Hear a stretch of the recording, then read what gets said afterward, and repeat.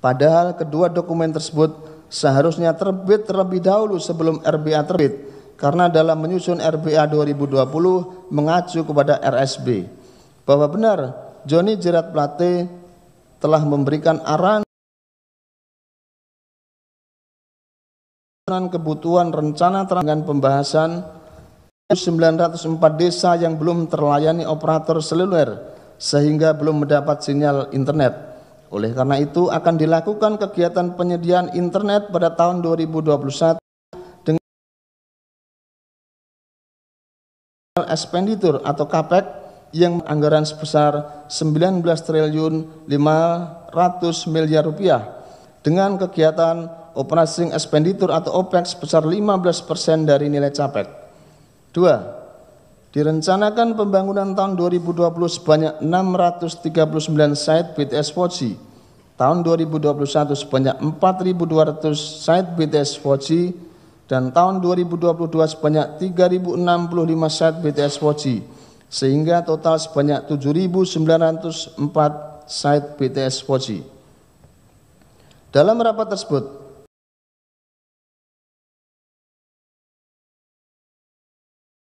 dari OPEX atau belanja operasional ke CAPEX atau belanja modal, bahwa benar Joni Jerat Plate telah menyetujui dan menandatangani usulan tambahan anggaran Kemkominfo tahun anggaran 2021 yang dibuat oleh terdakwa Anang Ahmad Latif sebesar 22,573 miliar yang ditujukan kepada Menteri Keuangan guna mendukung transformasi digital dan digitalisasi layanan publik.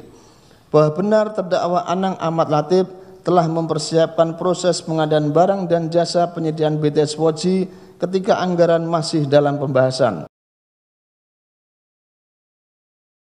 Plate mengusulkan kebutuhan anggaran pembangunan BTS 4G anggaran 2021 sebanyak 4.200 site melalui surat ke Presiden RI nomor R506-PR.01.01/07/2020 tanggal 30 Juli 2020 perihal laporan percepatan transformasi digital nasional. Terdakwa Anang Ahmad Latif telah menunjuk konsultan pengadaan, konsultan teknis, konsultan hukum yang terafiliasi atau dikenalnya agar dapat mengontrol pekerjaan yang dilakukan oleh Pokja pengadaan BTS 4G, yakni dengan meminta Anji Hutagalung untuk bekerja sebagai konsultan pendamping pengadaan proyek BTS 4G, walaupun Anji Hutagalung tidak memiliki sertifikasi keahlian pengadaan barang dan jasa pemerintah. Bahwa benar terdakwa Anang Ahmad Latif telah memerintahkan Bambang Nugroho selaku Direktur Infrastruktur Bakti untuk menggunakan Yohan Suryanto selaku tenaga ahli untuk melakukan penyusunan kajian pendukung Last Mile Project 2021 pembangunan 7.904 BTS dengan mengeluarkan surat keputusan nomor 59 tahun 2020 tanggal 24 September 2020. Bahwa benar terdakwa Anang Ahmad Latif telah menetapkan syarat kepesertaan pengadaan BTS 4G pada tahap prakualifikasi antara lain: A. Konsorsium antara penyelenggara jaringan tetap tertutup dan teknologi owner, atau B. Penyelenggaraan jaringan tetap tertutup sebagai peserta tunggal dan bermitra dengan teknologi owner. C. Antara peserta tidak boleh memiliki afiliasi jika ketahuan salah satunya secara sukarela diminta mundur. D. Teknologi owner hanya boleh bermitra dengan salah satu peserta. Bahwa benar terdakwa Anang Ahmad Latif telah menetapkan 5 paket dalam pekerjaan pengadaan BTS 4G tahun 2021 hanya berdasarkan pembagian wilayah. Bahwa benar Muhammad Ammar Khairul Umam selaku Kepala Hudef UI telah menggunakan personil tenaga ahli antara lain: 1. Profesor Dr. Ing Kalamullah Ramli, 2. Yohan Suryanto, 3. Ketut Suesa, 4. Inyoman Sujana, 5. Dr. Ruki Harwayu, 6. Dr. Muhammad Salman, 7. Oske Rudianto, 8. AA Kompiang Karmana Putra, 9. Imade Sudrajat Jaya Dewangsa, 10. Imadewardani. Namun data personel tenaga ahli yang dilampirkan dalam surat perjanjian pekerjaan swakelola kajian teknis pendukung Lasmel Project 2021 tersebut hanya bersifat performa atau hanya pemenuhan formalitas administrasi belaka. Bahwa benar Galumbang Menak Simbang Juntak telah melakukan pertemuan dengan pihak-pihak calon penyedia BTS 4G sebelum dilakukan tahapan proses prakualifikasi proyek BTS 4G untuk permintaan komite.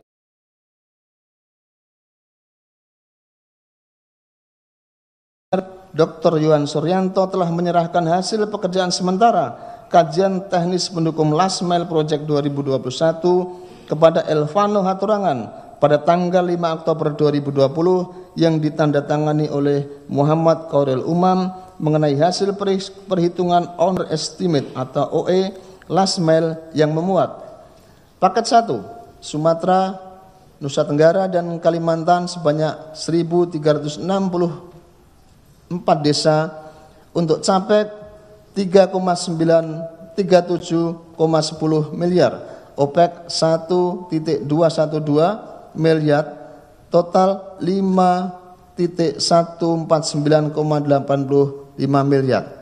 Paket 2 Sulawesi dan Maluku sebanyak 1.336 desa. Paket 3 Papua Barat dan Papua bagian tengah barat sebanyak 1.795 desa. Paket 4 Papua bagian tengah utara sebanyak 1.819 desa. Paket 5 Papua bagian timur selatan sebanyak 1.590 desa dengan total anggaran 28 triliun 475 miliar 85 juta.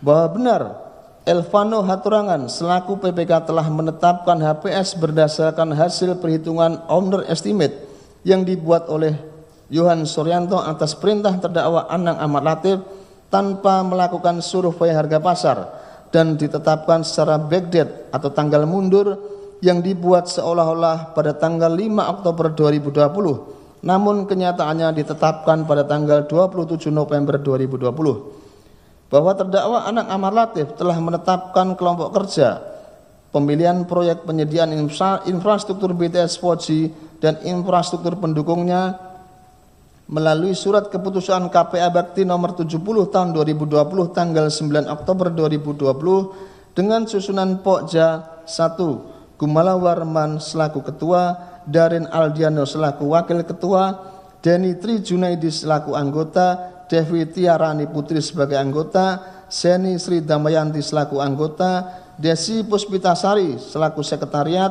Nana Rudiana di sekretariat, Megawati Stanggang sekretariat, Wirdan Nur Hadi sekretariat. Bahwa benar terdakwa Anang Ahmad Latif telah memerintahkan Muhammad Feryandi Mirza untuk menemui pihak-pihak yang akan mengikuti proses pemilihan penyedia pekerjaan pengadaan BTS 4G sebelum tahap prakualifikasi. Bahwa benar Mukti Ali bersama-sama dengan Alfiasman dan Bambang Iswanto telah melakukan markup atau menaikkan harga dalam penyusunan Bill of Quantity atau BOQ. Bahwa benar terdakwa Anang Ahmad Latif telah menetapkan peraturan Direktur Utama Bakti nomor 7 tahun 2020 tentang pedoman pengadaan barang dan jasa infrastruktur Base Transfer Station atau BTS dan pendukungnya dalam rangka transformasi digital secara backdate atau ditanggali mundur tertanggal 28 September 2020 yang senyatanya baru ditetapkan pada bulan November 2020. Hal ini dilakukan guna melegitimasi persyaratan atau kriteria pemilihan pemenang pengadaan yang dibuat tanpa kajian yang memadai. Bahwa benar Dr. Yohan Suryanto selaku tenaga ahli Huda UI baru menyelesaikan kajian teknis pendukung Lasmel Project 2021 Bakti pada bulan Desember 2020. Padahal proses prakualifikasi telah dilakukan sejak tanggal 16 Oktober 2020. Bahwa benar Dr. Yohan Suryanto selaku tenaga ahli Huda UI dalam melakukan penyusunan kajian teknis pendukung Lasmel Project 2021 yang di dalamnya berisikan owner estimate atau OE, penyusunannya diperoleh tanpa data pembanding serta tidak melalui. Bahwa benar telah menetapkan dokumen data lokasi pembangunan di 7.904 lokasi tahun anggaran 2021-2024 secara backdate atau ditanggali mundur yang dibuat seolah-olah tanggal 5 Oktober 2020 berupa surat keputusan Direktur Bakti tentang penetapan lokasi sebanyak 7.904 site BTS 4G. Namun pada kenyataannya dokumen tersebut baru ada setelah pelaksanaan lelang dan kontrak pada bulan Mei 2021.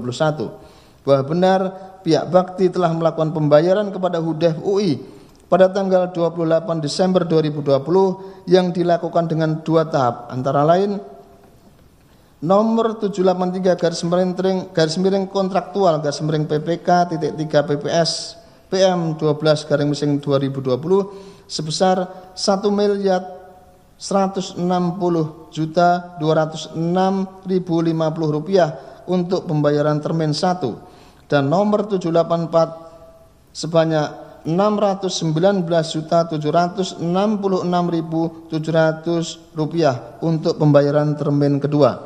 Bahwa benar Dr. Yuan Suryanto telah menerima secara tidak sah uang pembayaran dari HUDEF UI sebanyak 400 juta rupiah sebagai pembayaran atas jasa konsultasi teknik. Tahap pelelangan. Bahwa benar terdakwa Anang Ahmad Latif telah memerintahkan Gumawa Warman untuk melakukan perubahan mekanisme pembayaran dari turnkey terima jadi menjadi sistem termin tanpa melalui kajian hukum pada tahap prakualifikasi.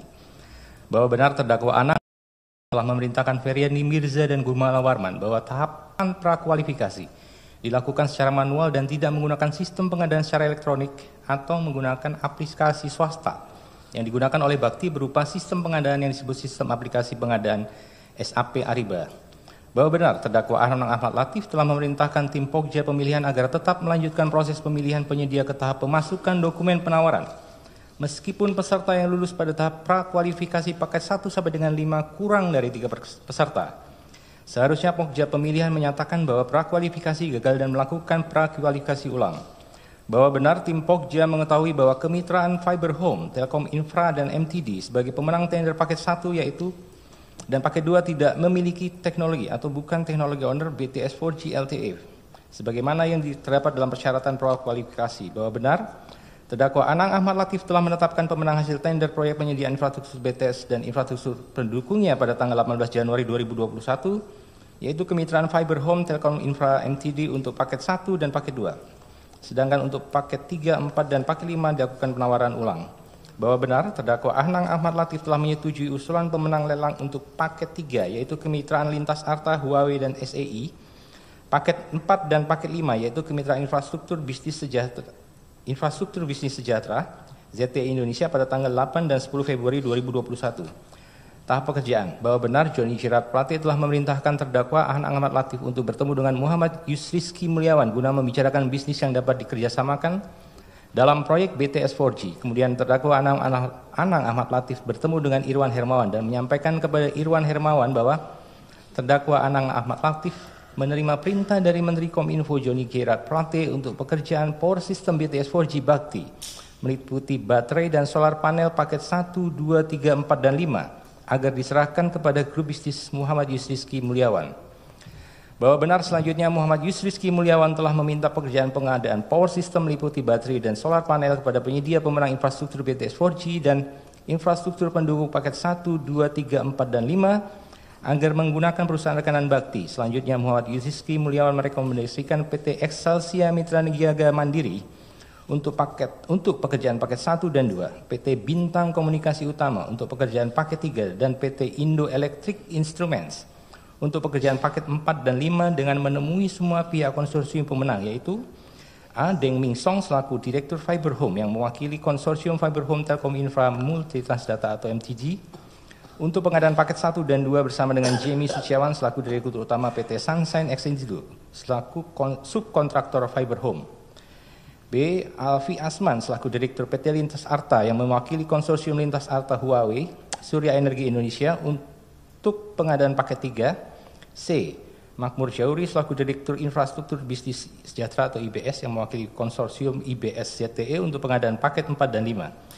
Bahwa benar Muhammad Yusrizki Mulyawan mendapatkan pekerjaan pengadaan power system meliputi baterai dan solar panel yang dilaksanakan PT Excelsia Mitra Niaga Mandiri untuk pekerjaan paket 1 dan 2, PT Bintang Komunikasi Utama Indo Electric untuk pekerjaan paket 4 dan 5. Latif telah menandatangani 5 kontrak payung penyediaan infrastruktur BTS 4G dan infrastruktur pendukung dengan para perwakilan konsorsium sebagai penyedia pada tanggal 29 Januari 2021 sampai dengan 26 Februari 2021 dengan rincian sebagai mana tertuang dalam surat tuntutan ini. Bahwa benar Elvano Hatorangan selaku pejabat pembuat komitmen atau PPK telah menandatangani kontrak pembelian dengan para penyedia kerjaan penyediaan infrastruktur BTS 4G dan infrastruktur pendukung dengan rincian sebagaimana tertuang dalam surat tuntutan ini. Bahwa benar seluruh pekerjaan BTS 4G sampai dengan per 31 Maret 2022 masa akhir kontrak dari target 4.200 lokasi hanya tercapai sebanyak 1.112 lokasi BTS yang terselesaikan dan telah diterbitkan berita acara penerimaan hasil pekerjaan atau BAPHP. Namun dari pemeriksaan di lapangan diperoleh hasil bahwa terdapat 154 lokasi BTS yang tidak selesai seluruhnya, sehingga hanya sebanyak 958 lokasi BTS yang benar-benar telah selesai dikerjakan. Bahwa benar pelaksanaan penyediaan infrastruktur BTS dan infrastruktur pendukungnya paket 1, 2, 3, 4, dan 5 yang dilakukan oleh para konsorsium paket 1, 2, 3, 4, dan 5 dengan mengalihkan sebagian besar lingkup pekerjaan kepada subkontraktor. Senyatanya oleh para subkontraktor tersebut telah dialihkan kembali pekerjaannya kepada perusahaan lain atau subkontraktor lagi yang terinci dalam surat tuntutan ini. Bahwa benar Yohan Suryanto selain bertindak sebagai tenaga ahli yang menyusun kajian teknis pendukung Last Mile Project 2021, pada kenyataannya juga menjabat sebagai Direktur PT Rambinet Digital Network selaku subkontraktor melalui konsorsium PT IBS. Transceiver atau BTS 4G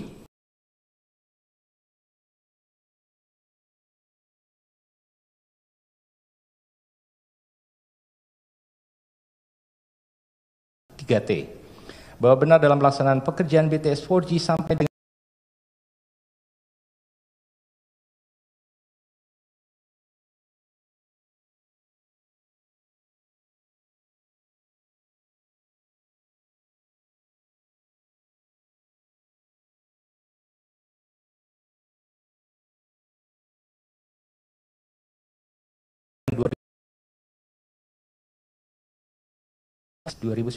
yang tidak terselesaikan sampai 2021 dan akan dilanjutkan pada tahun anggaran 2022 dan telah membayar 100%. Pekerjaan pembangunan BTS 4G dengan meminta jaminan garansi kepada konsorsium penyedia barang. Bahwa benar pekerjaan pembangunan BTS 4G sampai dengan 31 Maret 2022 hanya mampu menyelesaikan 1.112 site yang telah dilakukan BAPHP dari target 4.200 site.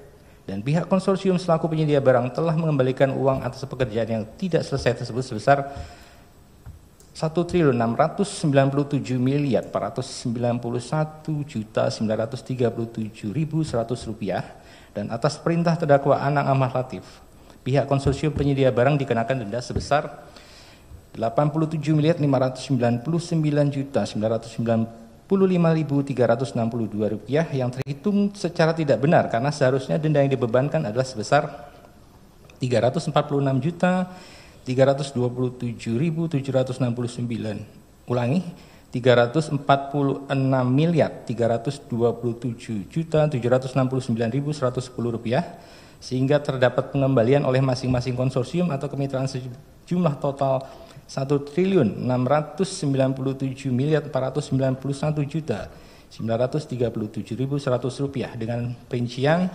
antara lain yaitu sebagai berikut. 1. Kemitraan Fiber Home Telkom Infra MTD telah mengembalikan sejumlah 451.581.276.041 rupiah. Konsorsium Lintas Arta Huawei SEI telah mengembalikan sejumlah 192.949.778.908 rupiah. Konsorsium IBS ZTE Indonesia telah mengembalikan sejumlah 1.662.508.906 rupiah aliran uang kepada pihak terkait. Bahwa benar selama pelaksanaan pembangunan BTS 4G dalam kurun waktu 2021-2022 terdapat beberapa dana atau uang yang dikumpulkan melalui Iwan Hermawan dan Windy Purnama yang diambil atau diperoleh dari pihak-pihak yang terlibat dan terkait pelaksanaan pembangunan tower BTS 4G. Baik dengan alisan komitmen fee, uang terima kasih, bantuan ataupun dana untuk koordinasi dengan perincian sebagai berikut. A. Pada kurun waktu 2021 sampai dengan 2022, Windy Purnama telah menerima uang sebesar 37 miliar dari Jimmy Suciawan bertempat di kantor Iwan Hermawan di Terusan Han Lekir, Jakarta Selatan. Dana tersebut bersumber dari pekerjaan paket 1 dan 2 yang dikerjakan oleh PT Sunshine Exindo.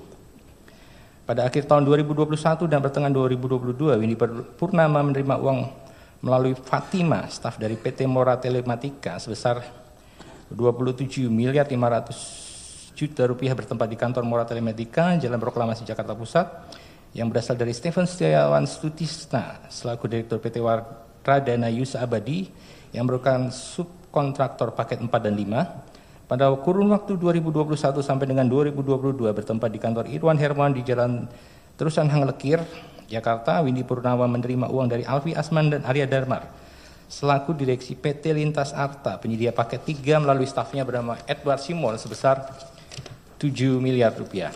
Pada kurun waktu 2021 sampai dengan 2022 bertempat di kantor PT SGI yang beralamat di Kota Kasablanka, Irwan Hermawan dan Windy Purnama menerima uang dari Bayu Eriano Alvia selaku Direktur PT Sarana Global Indonesia atau SGI sebesar 29 miliar dengan cara 3 miliar diserahkan kepada Iwan Hermawan dan sisanya diserahkan kepada Windy Purnama melalui transfer.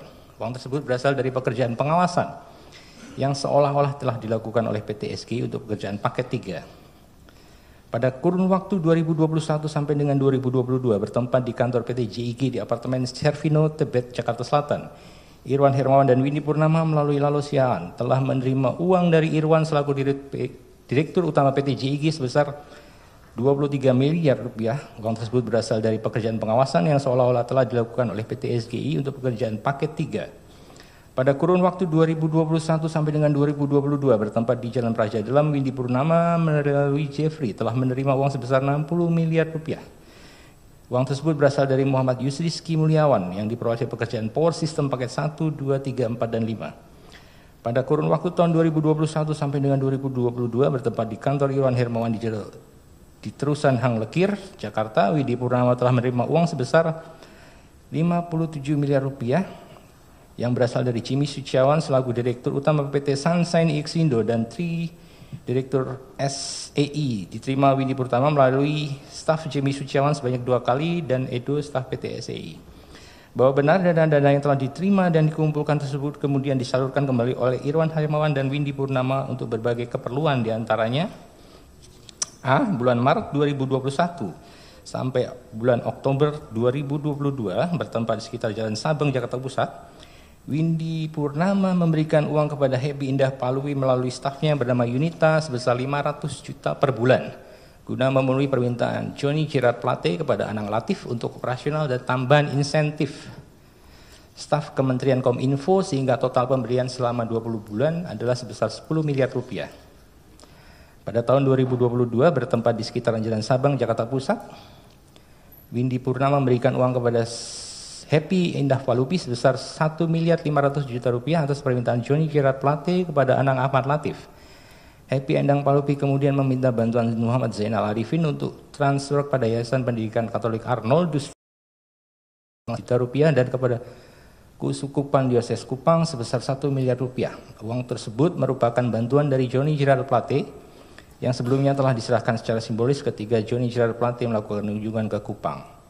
Pada Desember 2021 bertempat di kantor Irwan Hermawan di Terusan Hang Lekir, Jakarta, Irwan Hermawan melalui Windy Purnama menyerahkan uang sebesar 3 miliar rupiah kepada Anang Ahmad Latif.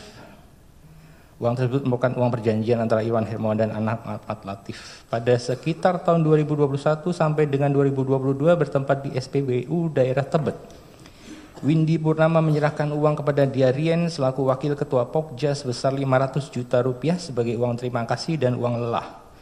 Uang tersebut oleh Darian kemudian dibagi kepada ketua dan anggota Pokja lainnya yaitu Gumala Warman sebesar 200 juta rupiah, Darian sebesar 150 juta rupiah, Denny Trijunaidi sebesar 50 juta rupiah, Seni Sri Damayanti sebesar 50 juta rupiah, dan Devi Tria Rani Putri sebesar 50 juta rupiah. Pada sekitar tahun 2021 sampai dengan tahun 2022 bertempat di Serpong Garden, Kecamatan Cisauk, Kabupaten Tangerang, Windy Purnama menyerahkan uang kepada Muhammad Feryandi Mirza sebesar 300 juta rupiah selaku Kadif Lasmail dan orang kepercayaan Anang Ahmad Latif. Pada sekitar tahun 2022 bertempat di kantor Iwan Hermawan di Jalan Terusan Hangarkir, Irwan Hermawan menyerahkan uang kepada Elvano Hatorangan selaku PPK sebesar 2 miliar 400 juta rupiah atas permintaan Anang Ahmad Latif. Pada sekitar 2022 bertempat di Pengadegan Pancoran, Jakarta Selatan, Windy Purnama memberikan uang kepada Walbertus Wisang, staf ahli Joni Jerat Plate sebesar total 4 miliar rupiah. Pemberian uang tersebut merupakan pemberian dari Anang Ahmad Latif kepada Joni Jerat Plate melalui Walbertus Natalius Wisang atau Berto sebesar 1 miliar rupiah sebanyak 4 kali. Pada Maret 2022 dan Agustus 2022, Windy Purnama menyerahkan uang kepada Latifah Hanum sejumlah total 1 miliar 800 juta rupiah untuk keperluan membayar tagihan kepada travel atas biaya hotel perjalanan dinas Joni Jerat Plate, Anang Ahmad Latif beserta staf bakti ke Paris sebesar 453.600.000 rupiah, ke London sebesar 167.600.000 rupiah, Amerika Serikat sebesar 404.608.000 rupiah, dan permintaan sumbangan oleh Joni Jerat Plate untuk korban bencana banjir di Kabupaten Flores Timur sebesar 200 juta rupiah. Permintaan sumbangan oleh Joni Jerat Plate untuk gereja GMIT di Kupang sebesar 250 juta rupiah. Pada tahun 2022, Windy Purnama mentransfer uang kepada Jennifer sebesar 100 juta rupiah dan pemberian uang tersebut atas perintah terdakwa Anang Ahmad Latif sebagai tambahan operasional bakti. Pertengahan tahun 2022 bertempat di Grand Hyatt Jakarta, Windy Purnama menyerahkan uang kepada Sadikin sebesar 40 miliar rupiah. Penyerahan uang tersebut ditujukan kepada BPK terkait dengan audit yang dilakukan oleh BPK atas proyek pembangunan BTS 4G 2021-2022 yang mengalami keterlambatan. Pada pertengahan 2022 bertempat di sebuah hotel di Sentul, Bogor, Windy Purnama menyerahkan uang kepada Nistra Yohan, staf ahli anggota Komisi 1 DPR RI sebesar 70 miliar rupiah untuk dapat menghentikan proses penegakan hukum terhadap proyek pembangunan BTS 4G tahun 2021-2022. Pada Agustus 2022 bertempat di kantornya sendiri, Irwan Hermawan menyerahkan uang kepada Edward Hutahian sebesar 15 miliar dengan tujuan untuk penghentian proses penegakan hukum terhadap proyek pembangunan BTS 4G. Pada Oktober 2022 bertempat di kantor Windu, Irwan Hermawan menyerahkan uang kepada Windu Aji Susanto dan Setio sebesar 66 miliar rupiah dengan tujuan untuk penghentian proses penegakan hukum terhadap proyek pembangunan BTS 4G tahun 2021-2022. Uang tersebut diserahkan sebanyak 2 kali, masing-masing penyerahan sebesar 33 miliar rupiah. Pada kurun waktu November-Desember 2022 bertempat di rumah Dito Aryo Tejo, Irwan Hermawan menyerahkan uang kepada Dito Aryo Tejo sebesar 27 miliar rupiah untuk tujuan penghentian proses penegakan hukum terhadap proyek pembangunan BTS 4G tahun 2021-2022. Pada kurun waktu tahun 2022, terdakwa Anang Ahmad Latif telah menerima uang sebesar 2 miliar rupiah dari Jemi Suciawan dan 3 miliar rupiah dari Irwan Hermawan. Dilanjutkan.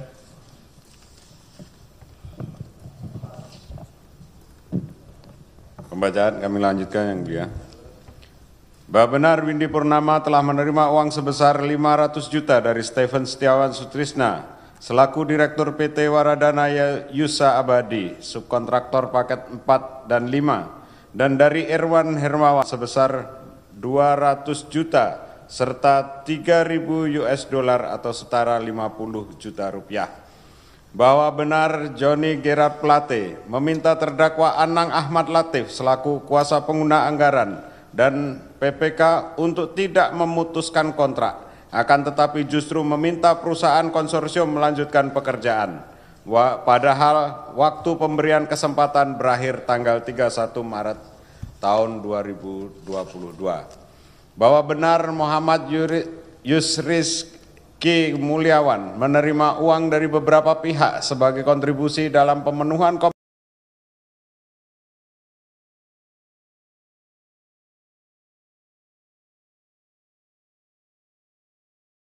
dolar 4 miliar 179 juta rupiah untuk pekerjaan power system sebagai berikut.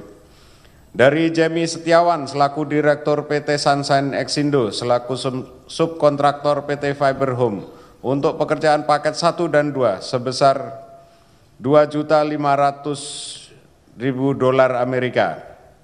Dari William selaku Direktur PT Excelsia Mitra Niaga Mandiri sebesar 3 miliar rupiah untuk pekerjaan power system paket 1 dan paket 2. Dari Rohadi selaku Direktur PT Bintang Komunikasi Utama sebesar 75 miliar rupiah untuk pekerjaan power system untuk paket 3. Dari Suryadi selaku Direktur PT Indo Electric Instrument sebesar 6.179 rupiah. Bahwa benar terdapat penyimpangan yang ditemukan dalam kegiatan penyediaan infrastruktur BTS 4G dan infrastruktur pendukung paket 1, 2, 3, 4, dan 5 bakti Kementerian Komunikasi dan Informatika tahun 2020 sampai dengan tahun 2022 sebagaimana tertuang dalam surat tuntutan ini. Bahwa benar pelaksanaan pekerjaan penyediaan infrastruktur BTS 4G dan infrastruktur pendukung paket 1, 2, 3, 4, dan 5 pada bakti Kementerian Komunikasi dan Informatika tahun 2020 sampai dengan 2022 telah mengakibatkan kerugian keuangan negara atau perekonomian negara sebesar 8.032.133.795 rupiah 51 sen. Berdasarkan seluruh uraian fakta hukum terkait dengan kegiatan penyediaan infrastruktur BTS 4G dan infrastruktur pendukung paket 1, 2, 3, 4, dan 5 pada Bakti Kominfo tahun 2020 sampai dengan 2022 dapat disimpulkan bahwa terdakwa Anang Ahmad Latif bertemu dengan Johnny Gerard Plate dan Galumbang Menak Simanjuntak pada awal tahun 2020 bertempat di Hotel Grand Hyatt dan di lapangan golf Pondok Indah membahas rencana proyek penyediaan infrastruktur BTS 4G dan infrastruktur pendukung pada Bakti Kominfo yang dalam pelaksanaannya kemudian melibatkan perusahaan-perusahaan yang terafiliasi dengan Galumbang Menak Simanjuntak. Terdakwa Anang Ahmad Latif meminta Yohan Suryanto sebagai tenaga ahli pada Badan Aksesibilitas Telekomunikasi dan Informasi Bakti yang selanjutnya Yohan Suryanto menggunakan HUDEF UI sebagai lembaga konsultan dalam pekerjaan penyusunan kajian teknis pendukung Last Mile Project 2021 tanpa melalui proses pemilihan jasa konsultan.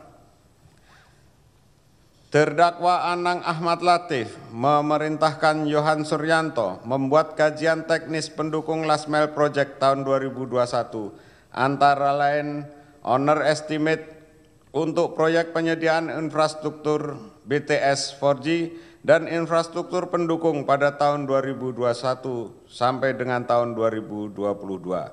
Berdasarkan data yang bersumber dari para calon penyedia yang akhirnya menjadi pemenang lelang tanpa disertai dengan kajian yang mendalam antara lain tidak melakukan survei harga pasar, yang selanjutnya dijadikan dasar acuan untuk membuat HPS yang ditetapkan oleh Elvano Hatorangan selaku PPK pada proyek penyediaan infrastruktur BTS 4G dan infrastruktur pendukung.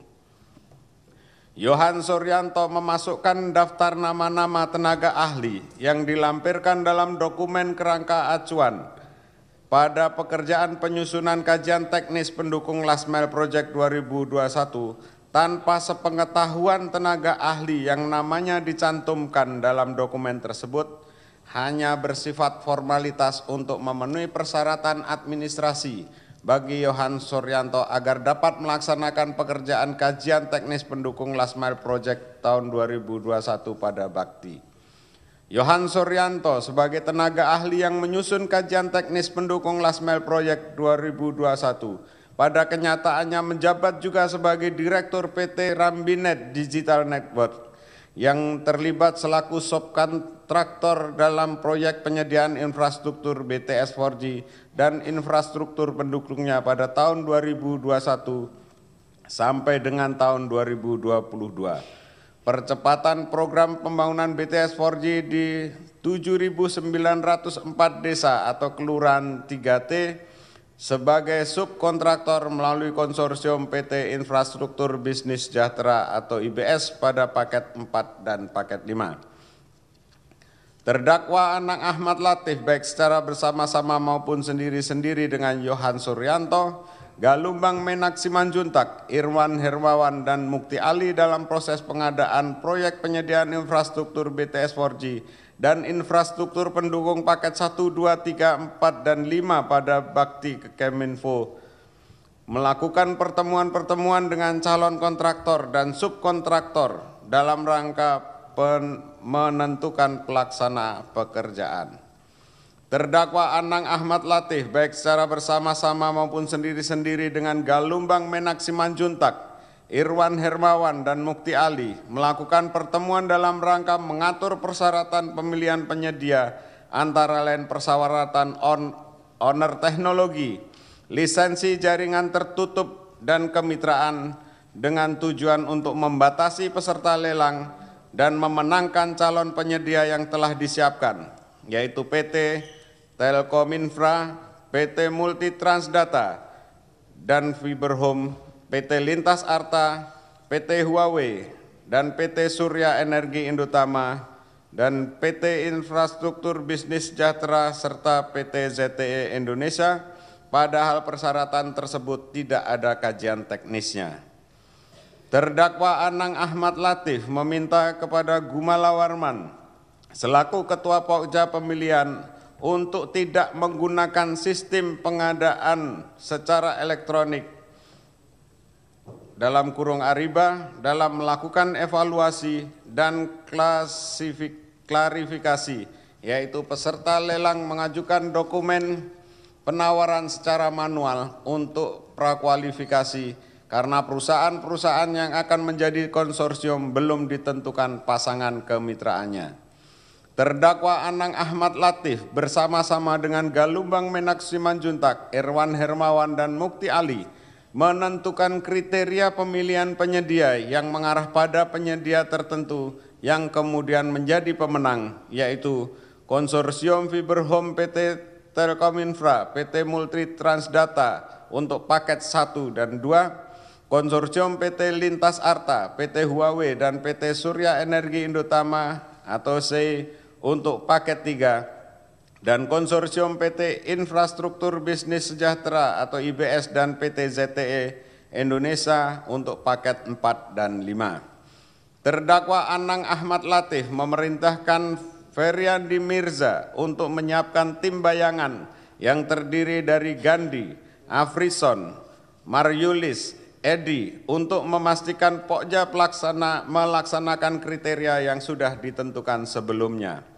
Terdakwa Anang Ahmad Latif menerbitkan Peraturan Direktur Utama Bakti Nomor 7 Tahun 2020 tentang pedoman pengadaan barang dan jasa, infrastruktur BTS dan pendukungnya dalam rangka transformasi digital tanggal 28 September 2020 untuk melegitimasi persyaratan atau kriteria pemilihan pemenang kegiatan yang dibuat tanpa kajian.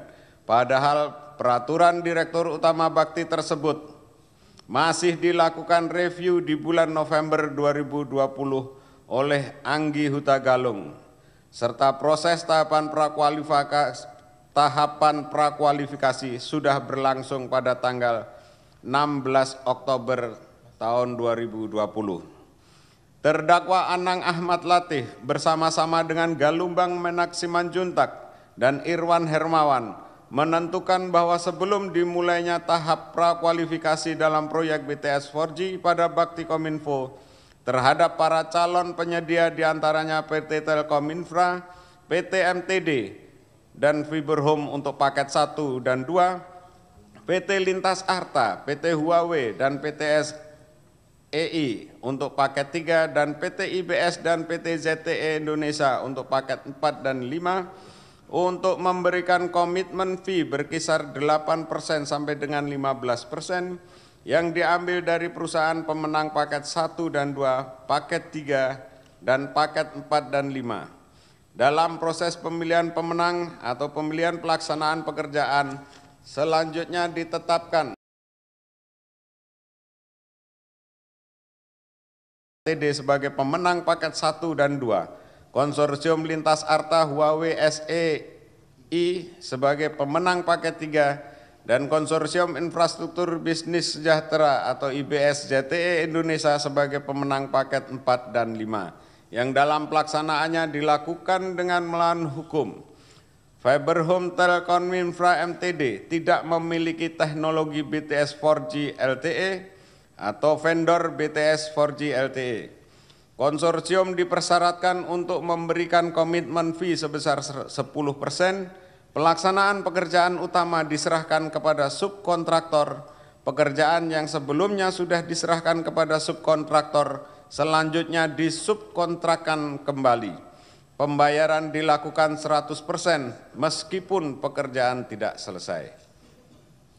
Terdakwa Anang Ahmad Latif menerima perintah Johnny Gerard Plate agar menarik tambahan fee sebesar 500 juta rupiah setiap bulan sebagai tambahan operasional staf Kemenkominfo yang diserahkan melalui Happy Indah Palupi. Terdakwa Anang Ahmad Latif setelah mendapatkan persetujuan dari Johnny Menkominfo memilih menggunakan kontrak payung pada pekerjaan penyediaan November dan Desember 2021, di mana progres pekerjaan rata-rata mengalami deviasi minus 40%. Terdakwa Anang Ahmad Latif selaku KPA melalui Elvano Hatorangan selaku PPK tidak melakukan pemutusan kontrak dan memasukkan ke dalam blacklist para perusahaan konsorsium selaku penyedia yang tidak dapat menyelesaikan pekerjaannya.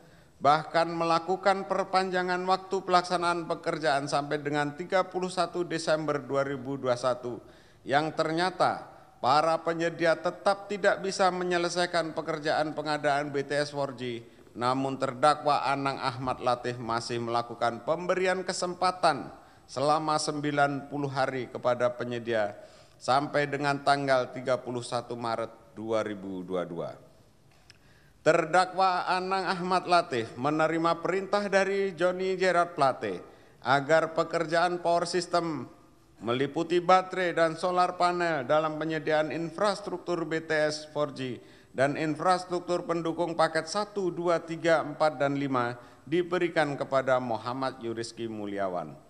Terdakwa Anang Ahmad Latif memerintahkan Elvano Hatorangan selaku PPK untuk membayarkan 100% dari nilai kontrak kepada penyedia pada sampai dengan tanggal 31 Desember 2021 dari 4.200 BTS yang seharusnya selesai dibangun oleh perusahaan konsorsium selaku penyedia, ternyata tidak ada satupun BTS yang sudah selesai dan dibuatkan berita acara penyerahan hasil pekerjaan. Berdasarkan seluruh uraian fakta-fakta hukum tersebut di atas, dapat disimpulkan bahwa terdakwa Anang Ahmad Latif bersama-sama dengan Yohan Suryanto, Irwan Hermawan, Johnny Gerard Plate, Galumbang Menak Simanjuntak, Mukti Ali, Windy Purnama, dan Muhammad Yuriski Mulyawan dalam kegiatan penyediaan infrastruktur BTS 4G dan infrastruktur pendukung paket 1, 2, 3, 4, dan 5 pada Bakti Kominfo tahun 2020 sampai dengan tahun 2022 sebagaimana diuraikan tersebut di atas bertentangan dengan 1. Undang-Undang Nomor 1 Tahun 2004 tentang Perbendaharaan Negara Pasal 18 Ayat 3 yang menyatakan pejabat yang menandatangani dan atau mengesahkan dokumen yang berkaitan dengan surat bukti yang menjadi dasar pengeluaran atas beban APBN /APBD bertanggung jawab atas kebenaran material dan akibat yang ditimbulkan dari penggunaan surat bukti tersebut. 2. Undang-Undang Nomor 17 Tahun 2003 tentang Keuangan Negara Pasal 3 Ayat 1 dan penjelasannya yang menyebutkan keuangan negara dikelola secara tertib, taat pada peraturan perundang-undangan, efisiensi, ekonomis, efektif, transparan, dan bertanggung jawab dengan memperhatikan rasa keadilan dan kepatutan. 3. Peraturan Pemerintah Nomor 23 Tahun 2005 tentang Pengelolaan Keuangan Badan Layanan Umum Pasal 20 Ayat 1 yang menyebutkan pengadaan barang /jasa oleh BLU dilakukan berdasarkan prinsip efisiensi dan ekonomis sesuai dengan praktek bisnis yang sehat.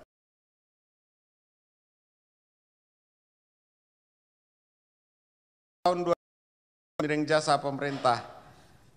5. Peraturan LKPP Nomor 9 Tahun 2018 tentang pedoman pelaksanaan pengadaan barang /jasa melalui penyedia. 6. Peraturan Menteri Keuangan Nomor 184/PMK.05/2021 tentang pelaksanaan anggaran dalam rangka penyelesaian pekerjaan pada masa pandemi coronavirus disease 2019 yang tidak terselesaikan sampai dengan akhir tahun. Dengan demikian, berdasarkan seluruh uraian tersebut di atas, maka unsur secara melawan hukum dalam pasal ini telah terbukti dan terbukti secara sah dan meyakinkan menurut hukum. 3. Unsur melakukan perbuatan memperkaya diri sendiri atau orang lain atau suatu korporasi. Bahwa dalam unsur melakukan perbuatan memperkaya diri sendiri atau orang lain atau suatu korporasi harus diartikan secara alternatif yang dapat meliputi 3 kemungkinan, yakni memperkaya diri terdakwa sendiri atau memperkaya orang lain atau memperkaya suatu korporasi. Pun dapat pula diri atau orang lain atau suatu korporasi telah memperoleh sejumlah uang atau harta benda tersebut dilakukan secara melawan hukum. Artinya, dalam perkara ini, unsur memperkaya diri sendiri atau orang lain atau suatu korporasi mempunyai hubungan kausalitas dengan perbuatan melawan hukum sebagaimana yang telah diuraikan oleh penuntut umum pada rumusan unsur melawan hukum di atas. Berdasarkan fakta-fakta yang terungkap di persidangan dari keterangan saksi, ahli, surat, petunjuk keterangan terdakwa dan barang bukti, yang mana keterangan satu sama lainnya saling bersesuaian diperoleh fakta hukum sebagai berikut. Bahasa fakta di persidangan berupa alat bukti keterangan saksi, alat bukti surat, alat bukti keterangan ahli, alat bukti keterangan terdakwa, yang satu sama lainnya saling bersesuaian menjadi alat bukti petunjuk. Unsur ini dibuktikan dengan uraian sebagai berikut. Bahwa benar Dr. Yohan Suryanto telah menerima secara tidak sah uang pembayaran dari HUDEF UI sebesar 400 juta rupiah sebagai pembayaran atas jasa konsultan teknis. Bahwa benar seluruh pekerjaan BTS 4G sampai dengan 31 Maret 2002 dalam kurung masa akhir kontrak dari target 4.200 lokasi hanya dapat tercapai sebanyak 1.112 lokasi BTS yang terselesaikan dan telah diterbitkan BAPHP, namun dari pemeriksaan di lapangan diperoleh hasil bahwa terdapat 154 lokasi BTS yang tidak selesai seluruhnya, sehingga hanya sebanyak 958 lokasi BTS yang benar-benar telah diselesaikan pekerjaannya. Bahwa benar pekerjaan pembangunan BTS 4G sampai dengan 31 Maret 2022 hanya mampu menyelesaikan 1.112 site yang telah dilakukan BAPHP, dari target 4.200 set dan pihak konsorsium selaku penyedia barang telah mengembalikan uang atas pekerjaan yang tidak selesai tersebut sebesar 1.991.937.100 rupiah. Dan atas perintah terdakwa Anang Ahmad Latif, pihak konsorsium penyedia barang dikenakan denda sebesar 87.999.995.362 rupiah yang dihitung secara tidak benar karena seharusnya denda yang dibebankan sebesar 327.769.110 rupiah. Bahwa benar selama pelaksanaan pembangunan Tower BTS 4G dalam kurun waktu 2021-2022 terdapat beberapa dana atau uang yang dikumpulkan melalui Irman Hermawan dan Windy Purnama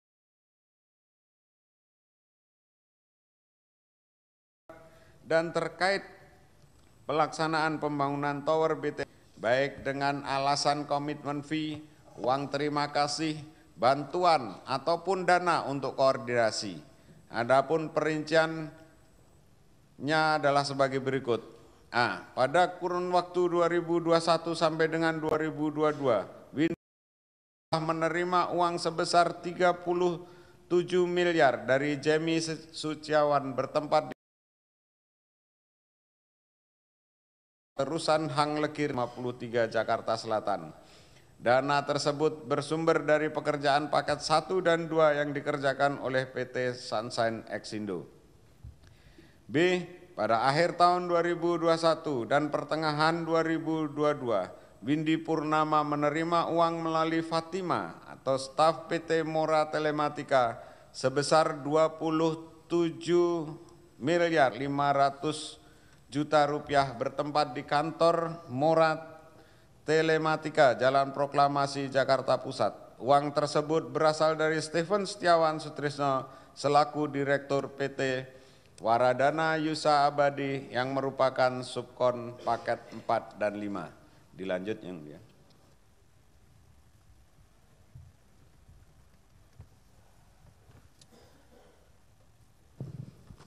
Izin yang mulia.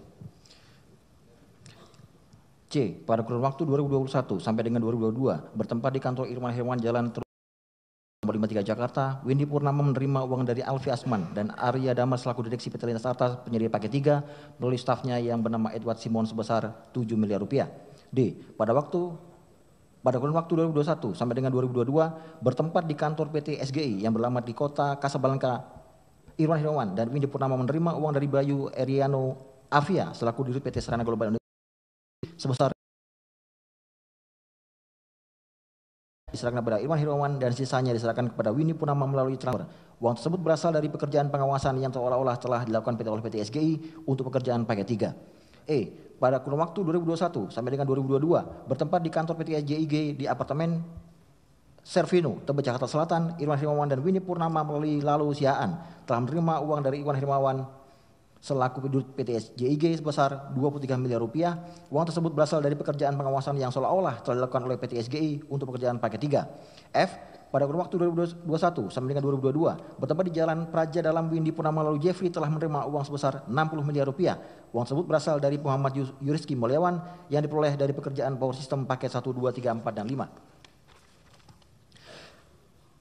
G. Pada kurun waktu 2021 sampai dengan tahun 2022 bertempat di kantor Hang Lekir 3, nomor 53 Jakarta, Windy Purnama telah menerima uang sebesar total 57 miliar rupiah. Uang tersebut berasal dari Jimmy Suciawan selaku Esindo dan Tri Direktur SCI diterima Windy Purnama melalui staf Jimmy Suciawan sebanyak 2 PT SCI. Bahwa benar dana-dana yang telah diterima dan dikumpulkan kemudian disalurkan kembali oleh Irwan Hermawan dan Windy Purnama untuk berbagai macam keperluan, diantaranya A. Bulan Maret 2021 sampai dengan Oktober 2022 Jakarta Pusat bertempat di sekitaran Jalan Sabang Jakarta Pusat atau sekarang disebut Jalan Haji Agus Salim. Windy Purnama memberikan uang kepada Happy Indah Palopi melalui stafnya yang bernama Yunita sebesar 500 juta rupiah per bulan guna memenuhi permintaan Joni Gelar Plate kepada Anang Ahmad Latif untuk operasional dan tambahan insentif staf Kementerian Kominfo sehingga total pemberian selama 20 bulan adalah sebesar 10 miliar rupiah. B. Pada tahun 2022 bertempat di sekitaran Jalan Sabang, Jakarta Pusat atau sekarang disebut Jalan Haji Agus Salim, Windy Purnama memberikan uang kepada Happy Indah Palopi sebesar 1 miliar 500 juta rupiah atas permintaan Joni Gelar Plate kepada Anang Ahmad Latif. Happy Indah Palopi kemudian meminta bantuan Muhammad Zainal Arifin untuk transfer kepada Yayasan Pendidikan Katolik Arnoldus di Kupang sebesar 500 juta rupiah dan kepada Keuskupan Kupang sebesar 1 miliar rupiah. Uang tersebut merupakan bantuan dari Joni Gelar Plate yang sebelumnya telah diserahkan secara simbolis ketika Joni Gelar Plate melakukan kunjungan ke Kupang. Pada Desember 2021 bertempat di kantor Irman Hermawan Jalan Tusan Halekir nomor 3 nomor 5 Jakarta, Irman Hermawan melalui Windy Purnama menyerahkan uang sebesar 3 miliar rupiah kepada Anang Ahmad Latif. Uang tersebut merupakan uang perjanjian antara Irman Hermawan dan Anang Ahmad Latif. D. Pada sekitar tahun 2021 sampai dengan 2022 bertempat di SPBU daerah Tebet, Windy Purnama menyerahkan uang kepada Darien selaku wakil ketua Pokja sebesar 500 juta rupiah sebagai uang terima kasih dan uang lelah. Uang tersebut oleh Darien kemudian dibagi kepada ketua dan anggota Pokja yang lain, yaitu Gumala Warman sebesar 200 juta rupiah, Darien sebesar 150 juta rupiah, Denny Tri sebesar 50 juta, Yanti sebesar 50 juta rupiah, Devi Triarani Putri sebesar 50 juta rupiah. Pada sekitar tahun 2021 sampai dengan tahun 2022 bertempat di Serpong Garden 2 Blok C1 nomor 96 Kelurahan Suradita Kecamatan Cisau Kabupaten Tangerang, Windy Purnama menyerahkan uang kepada Muhammad Firly Mirza sebesar 300 juta rupiah selaku Kadif Lasmail dan orang kepercayaan Anang Ahmad Latif. F. Pada sekitar 2022 bertempat di kantor Irman Hermawan Jalan Tusan Halekir 3 nomor 53 Jakarta, Irman Hermawan menyerahkan uang kepada Elvan Hatorongan selaku PPK sebesar total 2 miliar 400 juta rupiah atas permintaan Anang Ahmad Latif. G. Pada sekitar tahun 2022 bertempat di Pengadegan, Pancoran Jakarta Selatan, Windy Purnama memberikan uang kepada Walbertus Wisang, staf ahli Joni Gelar Plate sebesar total 4 miliar rupiah. Pemberian tersebut merupakan pemberian dari Anang Ahmad Latif kepada Joni Gelar Plate melalui Walbertus Wisang atau Bertus 1 miliar rupiah sebanyak 4 kali.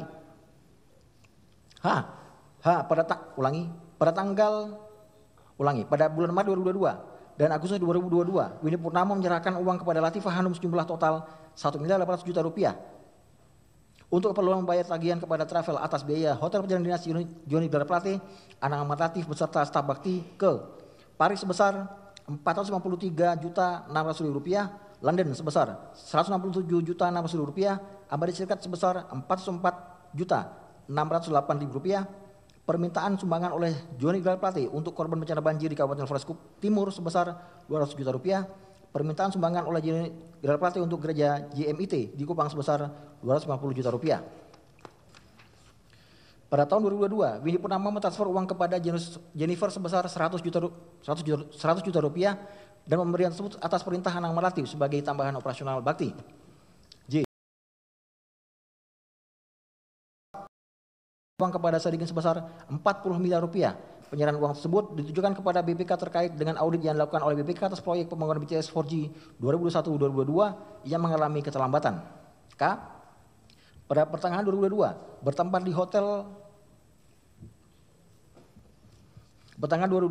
di sebuah hotel di Sentul, Bogor, Windy Purnama menyerahkan uang kepada Nisra Yohan, staf ahli anggota Komisi 1 DPR RI sebesar 70 miliar rupiah, tujuan untuk dapat menghentikan proses penegakan hukum terhadap proyek pembangunan BTS 4G tahun 2021-2022. Pada Agustus 2022, bertempat di kantornya sendiri, Irman Hermawan menyerahkan uang kepada Irwat Hotahean sebesar 15 miliar rupiah, tujuan untuk menghentikan proses penegakan hukum terhadap proyek pembangunan BTS 4G tahun 2021-2022. M. Pada Oktober 2022, bertempat di kantor Windu, Irman Hermawan menyerahkan uang kepada Windu Aji Susanto dan Setio sebesar 66 miliar rupiah, tujuan untuk menghentikan proses penegakan hukum terhadap proyek pembangunan BTS 4G tahun 2022.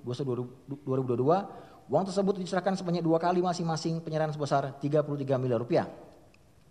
N. Pada November sampai dengan Desember 2022 bertempat di rumah Dito Aryo Tejo, Irman Hermawan menyerahkan uang kepada Dito Aryo Tejo sebesar 27 miliar rupiah untuk tujuan menghentikan proses penegakan hukum terhadap proyek pembangunan BTS 4G tahun 2021-2022. O. Pada kurun waktu tahun 2022, terdakwa Anang Ahmad Latif telah menerima uang sebesar 2 miliar rupiah dari James Setiawan dan 3 miliar rupiah dari Irman Hermawan. bahwa benar Windy Purnama telah menerima uang sebesar 500 juta rupiah dari Stephen Setiawan Sutrisna selaku Direktur PT Waradana Yusa Abadi, subkontraktor paket 425, dan dari Irman Hermawan sebesar 200 juta rupiah serta 3.000 US dollar setara dengan 50 juta rupiah. Bahwa benar Muhammad Rizky Mulyawan menerima uang dari beberapa pihak sebagai kontribusi dalam pemenuhan komitmen fee sebesar 2.500.000 US dollar dan 84 juta dan 84 miliar 179 juta rupiah untuk pekerjaan Power System sebagai berikut. 1. Dari James Setiawan selaku Direktur PT Sunshine Exindo selaku subkontraktor PT Faber Home untuk pekerjaan Sapak 1 dan 2 sebesar 2.500.000 dolar Amerika Serikat. 2. Dari William selaku Direktur PT Excelsia Mitra Niaga Mandiri sebesar 3 miliar rupiah untuk pekerjaan Power System paket 1 dan 2. 3. Dari Rohadi selaku Direktur PT Bintang Komunikasi Utama BKU sebesar 75 miliar rupiah untuk pekerjaan Power System untuk paket 3. 4. Dari Suryadi selaku Direktur PT Indo Electric Instrument sebesar 6 miliar 179 juta rupiah. Berdasarkan seluruh fasilitas hukum tersebut di atas, dapat disimpulkan bahwa perbuatan terdakwa Anang Melatip bersama-sama dengan Yohan Suryanto, Teman Hermawan, Joni Jalal Plate, Galumbang Mayat Sumajunta, Mukti Ali, Windy Purnama, dan Muhammad Rizky Mulyawan dalam kegiatan penyediaan infrastruktur BS 3, 4, dan 5 pada Aksesibilitas Telekomunikasi dan Informasi Bakti Kementerian Komunikasi dan Informatika tahun 2020 sampai dengan 2022 sebagaimana dua kandidat tersebut di atas telah memperkaya diri sendiri atau orang lain atau suatu koperasi, yaitu 1. Terdakwa Anang Ahmad Latif sebesar 5 miliar rupiah. 2. Yohan Suryanto sebesar 453.608.400 rupiah. 3. Irman Hermawan sebesar 243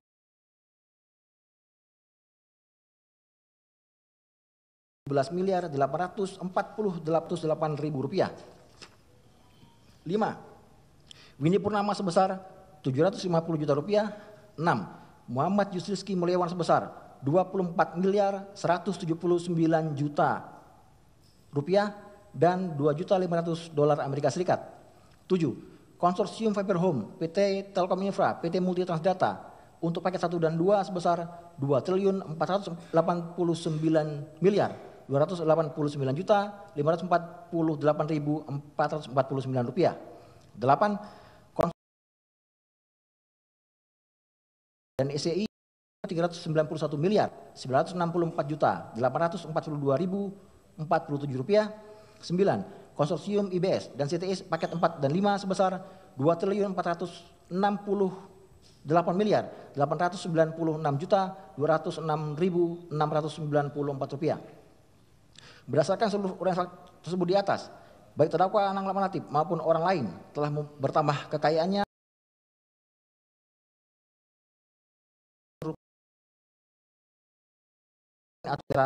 terbukti secara sah dan meyakinkan menurut hukum. 4. Unsur yang merugikan keuangan negara atau perekonomian negara. Unsur ini bersifat alternatif, artinya tidak perlu semuanya dibuktikan, namun cukup dibuktikan salah satunya saja, berdasarkan fakta-fakta yang terkuat di dalam persidangan, dari keterangan saksi, ahli, surat, petunjuk, keterangan terdakwa, dan barang bukti, yang mana keterangan satu sama lainnya saling bersesuaian, diperoleh fakta hukum sebagai berikut. Bahwa benar, Bakti merupakan unit organisasi non-eselon di lingkungan Kementerian Komunikasi dan Informatika Kominfo yang menerapkan pola pengelolaan keuangan Badan Layanan Umum atau BLU. Bahwa benar, Badan Layanan Umum adalah instansi atau satuan kerja pemerintah yang mempunyai kewajiban menyediakan layanan umum kepada masyarakat dan BLU diberikan keleluasaan dalam pengelolaan keuangannya, yakni dapat menggunakan dana yang diperolehnya secara langsung pengelolaan keanggaran. Pengaturan secara khusus terhadap Badan Layanan Umum ini diatur dalam Peraturan Pemerintah Nomor 23 Tahun 2005 tentang pengelolaan keuangan Badan Layanan Umum. Bahwa benar, Bakti awalnya bernama Balai Telekomunikasi dan Informatika Pedesaan atau BTIP sesuai nomenklatur yang ditetapkan oleh Menteri Dalam Negeri, ditetapkan dalam Peraturan Menteri Komunikasi dan Informatika Nomor 35 dan seterusnya. BTIP menerapkan pola pengelolaan keuangan Badan Layanan Umum atau BLU berdasarkan keputusan Menteri Keuangan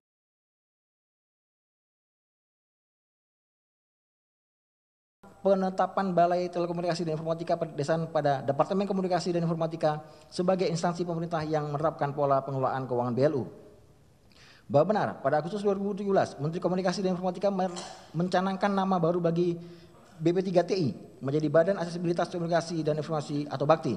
Kemudian pada tahun 2018, Menteri Komunikasi dan Informatika menerbitkan Peraturan Menteri Komunikasi dan Informatika Republik Indonesia Nomor 3 Tahun 2018 tanggal 23 Mei 2018 tentang organisasi dan tata kerja Badan Aksesibilitas Komunikasi dan Informasi yang isinya menetapkan perubahan nomenklatur, struktur organisasi dan tata kerja BP3TI menjadi BAKTI. Bahwa benar, pedoman yang diperlukan dalam kebijakan pengadaan barang atau jasa unit koordinasi non-eselon di lingkungan Kementerian Komunikasi dan Informatika yang menerapkan pola pengelolaan keuangan barang lain umum atau BLU asal tidak bertentangan dengan pengadaan barang jasa pemerintah yang lebih tinggi, yaitu Perpres nomor 16 tahun 2018 dan sepanjang penggunaannya efektif dan efisien. Bahwa benar, dalam tata kelola keuangan negara, BAKTI dan sebagai BLU yang menggunakan secara langsung seluruh penerimaan yang diterimanya dan mengelolanya dalam anggaran BLU sesuai ketentuan. Oleh karena itu, pola mekanisme penggunaan alokasi dananya harus mengikuti pola sistem anggaran negara APBN, yakni dengan mekanisme check and balance, sehingga pengujian atau verifikasi dapat dilakukan dengan baik. Bahwa benar, BAKTI sebagai BLU berdasarkan keputusan Menteri Keuangan nomor 413 dan seterusnya tentang penetapan BAKTI pada Kementerian Komunikasi dan Informatika sebagai instansi pemerintah yang menerapkan pengelolaan keuangan BLU umum, namun pedoman pelaksanaan operasional tetap mengikuti prinsip dan mekanisme sebagaimana diatur di dalam Undang-Undang Nomor 17 Tahun 2003 tentang Keuangan Negara, Undang-Undang Nomor 1 Tahun 2004 tentang Perbendaharaan Negara, Undang-Undang Nomor 15 Tahun 2004 tentang Pemeriksaan Pengelolaan dan Tanggung Jawab Keuangan Negara. Bahwa benar terjadi perbuatan melawan hukum dalam pelaksanaan pekerjaan penyediaan infrastruktur BTS 4G dan infrastruktur pendukung paket 1, 2, 3, 4, dan 5 pada BAKTI, Kementerian Komunikasi dan Informatika Kemkominfo tahun 2020 sampai dengan 2022 sejak tahap perencanaan hingga tahap pelaksanaan pekerjaan telah dilaksanakan dengan cara yang bertentangan dengan peraturan perundang-undangan yang berlaku telah mengakibatkan kerugian keuangan negara sebesar 8 triliun 32 miliar 84 juta 133.795 rupiah 51 sen sesuai dengan laporan hasil audit penghitungan kerugian keuangan negara dari Badan Pengawasan Keuangan dan Pembangunan Republik Indonesia BPKP nomor P03-03-SP-319-D5-02-2023 tanggal 6 April 2023 dengan perincian sebagaimana terlampir dalam surat tuntutan pidana halaman 2907. Berdasarkan uraian tersebut di atas, majelis umum berpendapat bahwa unsur yang merugikan keuangan negara telah terpenuhi secara sah dan menyesuaikan menurut hukum. Yang mulia.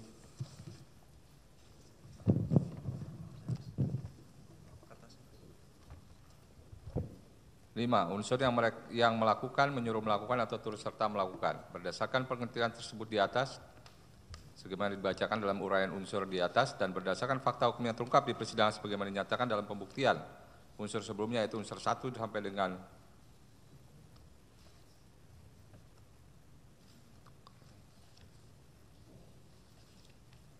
di atas secara mutatis mutandis menjadi pertimbangan pembuktian unsur kelima ini, penuntut umum telah berkeyakinan berdasarkan alat bukti yang sah maka perbuatan terdakwa telah memenuhi kualifikasi melakukan turut serta melakukan tindak pidana sehingga terwujudnya delik. Bahwa berdasarkan uraian fakta-fakta hukum dalam pembuktian unsur sebelumnya yaitu unsur 1 sampai dengan ke-4 telah terbukti adanya niat atau mens rea antara terdakwa Anang Ahmad Latif bersama dengan Joni Gerard Plate, Yohan Suryanto, Irwan Hermawan, Galumbang Menaksi Manjuntak, Mukti Ali, Windy Purnama, dan Muhammad Yuliski Mulyawan yang masing-masing dilakukan penuntutan dalam berkas perkara terpisah dengan kehendak yang sama melakukan peranannya masing-masing dalam mewujudkan perbuatan melawan hukum dalam pekerjaan penyediaan infrastruktur BTS 4G dan infrastruktur pendukung 1, 2, 3, dan 4, dan 5 pada Badan Aksesibilitas Telekomunikasi dan Informasi BAKTI Kementerian Komunikasi dan Informatika Kemkominfo tahun 2020 sampai dengan 2022. Sejak tahap perencanaan hingga tahap pelaksanaan pekerjaan telah dilaksanakan dengan cara yang bertentangan dengan peraturan perundang-undangan yang berlaku, telah mengakibatkan kerugian keuangan negara sebesar 8.382.133.795 rupiah 51 sen. Sesuai dengan laporan hasil audit penghitungan kerugian keuangan negara dari Badan Pengawasan Keuangan dan Pembangunan Republik Indonesia nomor P0303SR SP-Data-319-02-2023 tanggal 6 April 2023 dan juga telah memperkaya terdakwa Anang Ahmad Latif, Joni Gerard Plate, Yohan Suryanto, Irwan Hermawan Galumbang Menaksi Manjuntak, Mukti Ali, Windy Purnama, Muhammad Yusriski Mulyawan, Konsorsium Fiber Home PT Telkom Infra, PT Multi Transdata, untuk paket 1 dan 2, konsorsium Lintas Arta, Huawei dan SEI untuk paket 3, dan konsorsium IBS dan ZTE paket 4, 5, mendapatkan sejumlah uang dan fasilitas terkait tindak pidana korupsi tersebut. Dengan demikian unsur yang melakukan turut serta melakukan telah terbukti secara sah dan meyakinkan menurut hukum. Oleh karena dakwaan ke-1 primer pasal 2 ayat 1 jungto pasal 18 Undang-Undang Nomor 31 Tahun 99 sebagaimana telah diubah dengan Undang-Undang Nomor 20 Tahun 2001 tentang perubahan atas Undang-Undang Nomor 31 Tahun 99 tentang pemberantasan tindak pidana korupsi, jungto pasal 55 ayat 1 ke-1 KUHP telah terbukti secara sah dan meyakinkan menurut hukum, maka kami tidak perlu lagi membuktikan dakwaan ke-1 subsidiar. Dan selanjutnya kami akan membuktikan dakwaan kedua primer yaitu pasal 3 Undang-Undang Nomor 8 Tahun 2010 tentang pencegahan dan pemberantasan tindak pidana pencucian uang. Dengan unsur-unsur pasal adalah sebagai berikut. 1. Unsur setiap orang. 2. Unsur telah menempatkan, mentransfer, mengalihkan, membelanjakan, membayarkan, menghibahkan, menitipkan, membawa ke luar negeri, mengubah bentuk, menukarkan dengan mata uang atau surat berharga atau perbuatan lain. 3. Atas harta kekayaan diketahuinya atau patut diduganya merupakan hasil tindak pidana korupsi. Unsur setiap orang bahwa telah kami uraikan dalam bacakan dalam pembuktian dakwaan ke-1 primer sehingga terdakwa terhadap unsur setiap orang pada dakwaan ke-1 primer tidak perlu kami uraikan dan bacakan lagi dan dianggap dibacakan sebagaimana tertuang dalam surat tuntutan ini dan unsur telah terpenuhi dan terbukti secara sah dan meyakinkan menurut hukum. 2. Unsur telah menempatkan, mentransfer, mengalihkan, membelanjakan, membayarkan, menghibahkan, menitipkan, membawa ke luar negeri, mengubah bentuk, menukarkan dengan mata uang atau surat berharga atau perbuatan lain. Pencucian uang atau money laundering secara sederhana diartikan sebagai salah satu proses menjadikan hasil kejahatan, process of crimes, atau disebut sebagai uang kotor, dirty money. Misalnya hasil dari obat bius, korupsi, penggelapan pajak, judi, penyelundupan, dan lain-lain yang dikonversi atau dirubah ke dalam bentuk yang tampak sah agar dapat digunakan dengan aman. Tindak pidana pencucian uang atau TPPU adalah perbuatan pidana yang antara lain menempatkan, mentransfer, membayar atau membelanjakan, menghibahkan, menitipkan, membawa ke luar negeri, menukarkan dan menyembunyikan atau menyamarkan objek berupa harta kekayaan yang diketahuinya atau patut diduganya merupakan hasil tindak pidana. Unsur ini berbentuk alternatif sehingga cukup satu saja yang dibuktikan maka terbukti pula lah unsur ini. Bahwa berdasarkan fakta persesuaian dengan keterangan saksi-saksi, ahli dan keterangan terdakwa, ditemukan fakta bahwa benar terdakwa Anang Ahmad Latif telah melakukan perbuatan antara lain. Bahwa benar terdakwa Anang Ahmad Latif dan istri memiliki penghasilan per tahun sekitar 1.500.000.000 rupiah dan terdakwa Anang Ahmad Latif telah melakukan pembelian barang dalam kurun waktu tahun 2021 sampai dengan tahun 2022 sebagai berikut. 1. Membeli 1 unit sepeda motor BMW R1250 GS ADF Admirsari 40 years print 2022 nomor polisi D4679 seharga 950 juta rupiah dengan diatasnamakan kakak terdakwa Anang Ahmad Latif yaitu Insinyur Tia Mutia Hasna. 2. Tambahan beli 1 unit rumah di Tatal Separatisma Sepati Rasmi, Kota Baru, Parahyangan, Bandung, senilai 6.711.204.300 terdakwa Anang Ahmad Latif yaitu tambahan pelunasan atas pembelian 1 unit rumah di South Grove, nomor 8 Jalan Lebak Bulus 1, Kecamatan Cilandak, Jakarta Selatan. 4. 1 unit mobil BMW X5 warna hitam tahun 2022 nomor polisi B1869ZJC kurang lebih seharga 1.800.000.000 rupiah. Berdasarkan uraian tersebut di atas maka unsur telah menempatkan, mentransfer, mengalihkan, membelanjakan, membayarkan, menghibahkan, menitipkan, membayar ke luar negeri, membawa ke luar negeri, mengubah bentuk, menukarkan dengan mata uang atau surat berharga atau perbuatan lain telah terbukti secara sah dan meyakinkan menurut hukum.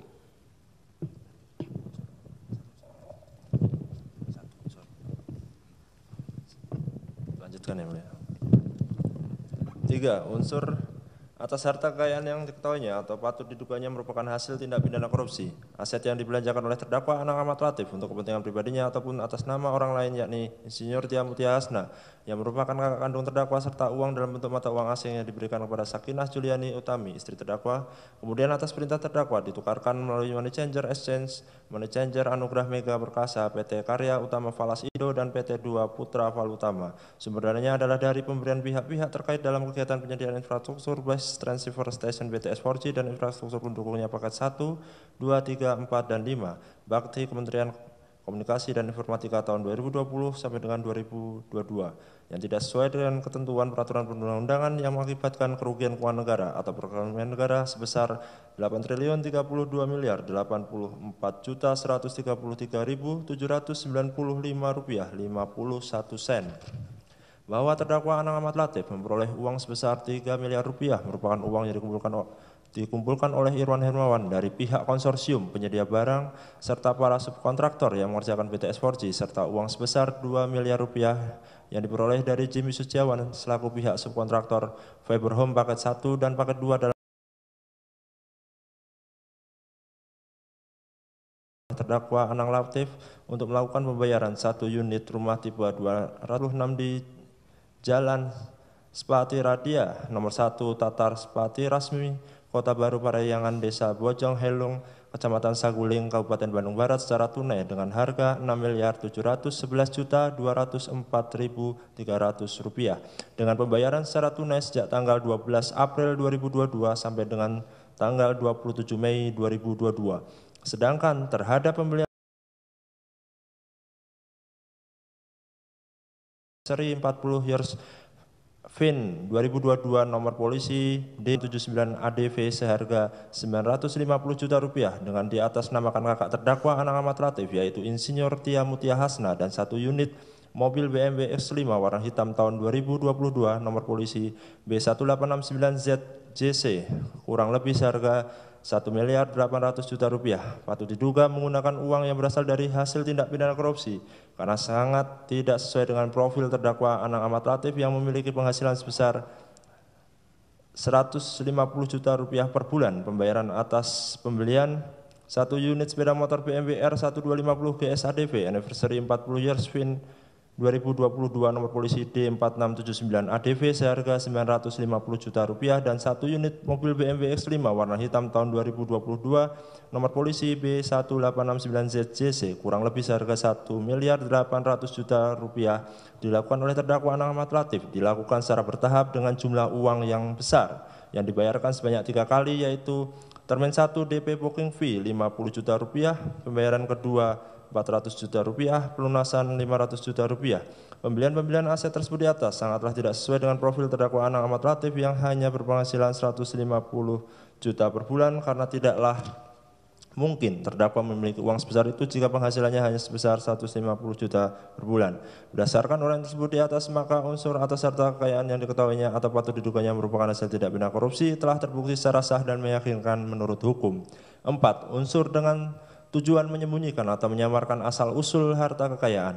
Menyembunyikan adalah kegiatan yang dilakukan dalam upaya sehingga orang lain tidak akan tahu asal-usul harta kekayaan berasal antara lain tidak menginformasikan kepada petugas penyedia jasa keuangan mengenai asal-usul sumber dananya dalam rangka penempatan placement. Selanjutnya berupaya lebih menjauhkan harta kekayaan atau uang dari pelaku dan kejahatannya melalui pentransferan baik di dalam maupun ke luar negeri atas nama sendiri atau pihak lain atau melalui perusahaan fiktif yang diciptakan atau perusahaan ilegal dan seterusnya atau layering. Setelah placement dan layering berjalan mulus, biasanya pelaku dapat menggunakan harta kekayaannya secara aman baik untuk kegiatan yang sah atau ilegal atau integration dalam konteks money laundering. Ketika tahapan tidak harus semua dilalui, ada kalanya hanya cukup pada tahapan placement, layering atau placement langsung ke integration.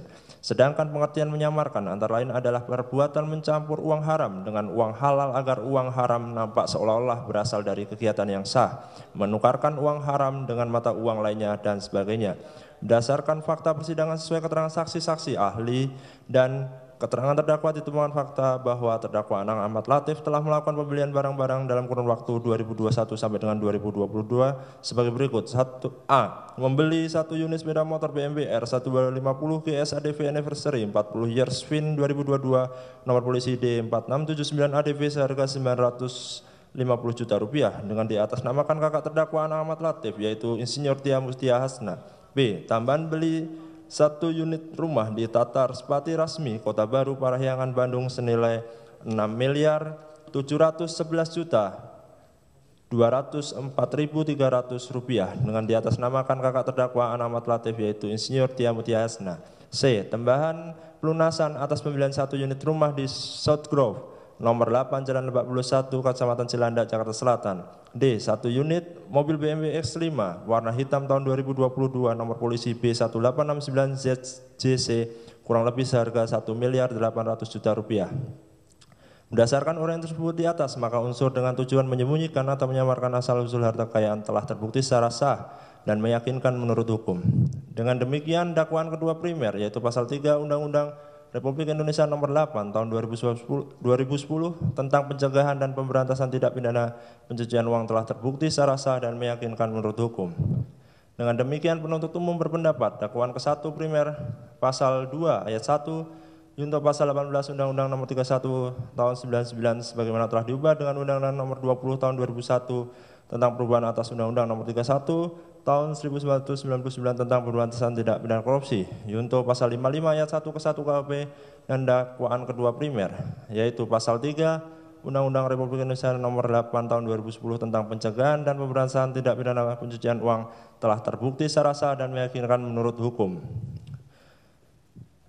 8 Romawi terkait analisa uang pengganti dan barang bukti.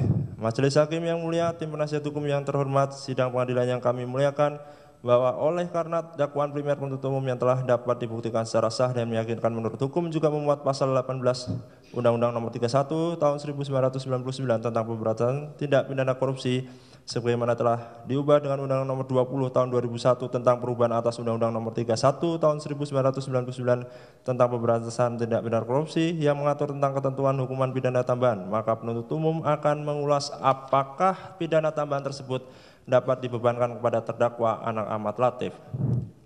Bahwa sebelum masuk kepada kesimpulan dalam surat tuntutan perkara akuo, kami penuntut umum akan mempertimbangkan mengenai uang pengganti dan perampasan aset atau harta kekayaan milik terdakwa Anang Ahmad Latif yang diduga berasal dari hasil tindak pidana korupsi dan tindak pidana pencucian uang. Bahwa dalam dakwaan perkara tindak pidana korupsi kami mendakwakan pasal 18 sebagai pemindanaan tambahan berupa uang pengganti. Bahwa dalam perkara akuo penuntut umum juga telah membuktikan unsur kesalahan dan pertanggungjawaban terdakwa mengingat asas hukum pidana tiada pidana tanpa kesalahan sebagaimana termaktub dalam pasal 5 ayat 1 Undang-Undang RI nomor 48 tahun 2009 tentang kekuasaan kehakiman menyebutkan tidak seorang pun dapat dijatuhi pidana kecuali apabila pengadilan karena alat pembuktian yang sah menurut undang-undang mendapat keyakinan bahwa seseorang yang dianggap bertanggung jawab telah bersalah atas perbuatan yang didakwakan atas dirinya. Maka atas diri terdakwa sudah selayaknya dikenakan pidana terhadap semua kesalahan yang dilakukan oleh terdakwa. Bahwa dengan dapat dibuktikannya terdakwa Anang Ahmad Latif memperoleh hasil tindak pidana atau kejahatan sebesar 5 miliar rupiah atas pekerjaan penyediaan infrastruktur Base Transceiver Station BTS 4G dan infrastruktur pendukung paket 1, 2, 3, 4, dan 5 pada Badan Aksesibilitas Telekomunikasi dan Informasi Bakti Kementerian Komunikasi dan Informatika tahun 2020 sampai dengan 2022 yang diperoleh dari Jemi Suciawan sebesar 2 miliar rupiah dan Irwan Hermawan sebesar 3 miliar rupiah di mana fakta tersebut di persidangan sehingga terdakwa Anang Ahmad Latif dibebani pembayaran uang pengganti sebesar jumlah tersebut. Adapun analisa terhadap barang bukti yang nantinya akan dituangkan secara lengkap dalam surat tuntutan ini, amar tuntutan ini adalah sebagai berikut. Romawi 9, kesimpulan. Majelis Hakim yang mulia, tim penasihat hukum yang terhormat, sidang pengadilan yang kami muliakan. Bahwa sesuai uraian pembuktian tersebut di atas, maka terdakwa Anang Ahmad Latif telah terbukti secara sah dan meyakinkan bersalah melakukan tindak pidana korupsi dan tindak pidana pencucian uang sebagaimana diatur dan diancam pidana dalam dakwaan ke-1 primer dan kedua primer penuntut umum. Selanjutnya, dengan memperhatikan fakta selama pemeriksaan di persidangan tidak terungkap adanya alasan pemaaf atau pembenar, maka kepada terdakwa Anang Ahmad Latif harus dianggap sebagai orang yang mampu bertanggung jawab, oleh karenanya perbuatan terdakwa dapat dipertanggungjawabkan dan kepada terdakwa harus dituntut sesuai dengan perbuatannya.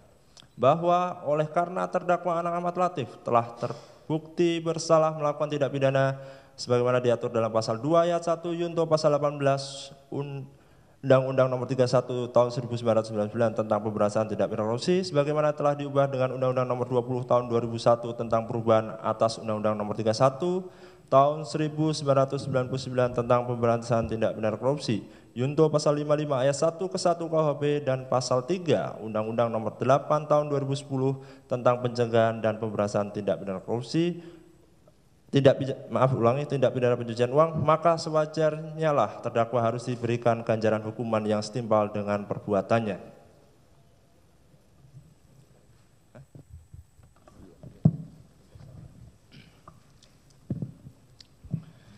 Berdasarkan uraian-uraian yang telah kami kemukakan, serta dengan memperhatikan ketentuan perundang-undangan yang berkenaan dengan perkara ini, kami penuntut umum dalam perkara ini menuntut. Ini mau dibaca amar tuntutannya semua, ketiga-tiganya?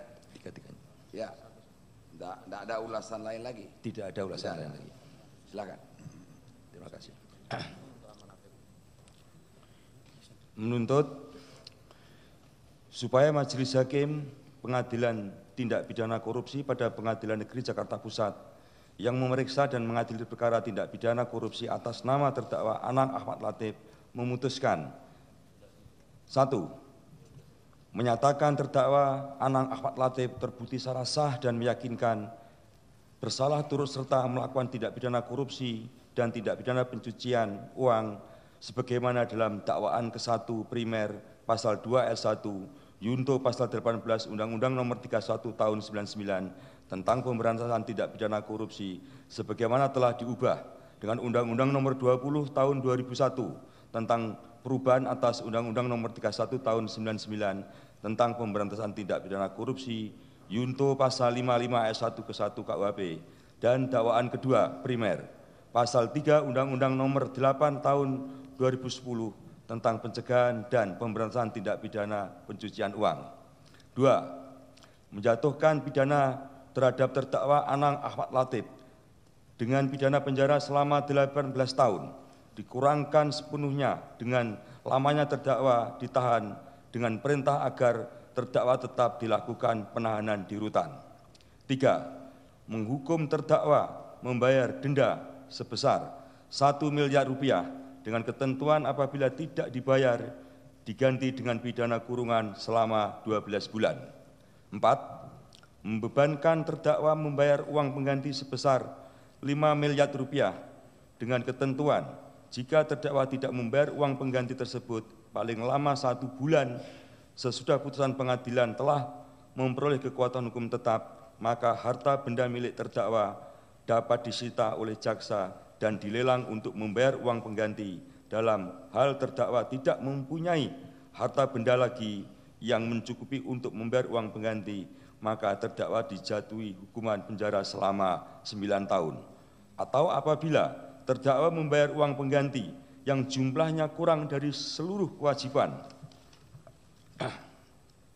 membayar uang pengganti, maka jumlah uang pengganti yang dibayarkan tersebut akan diperhitungkan dengan lamanya pidana tambahan berupa pidana penjara sebagai pengganti dari kewajiban membayar uang pengganti.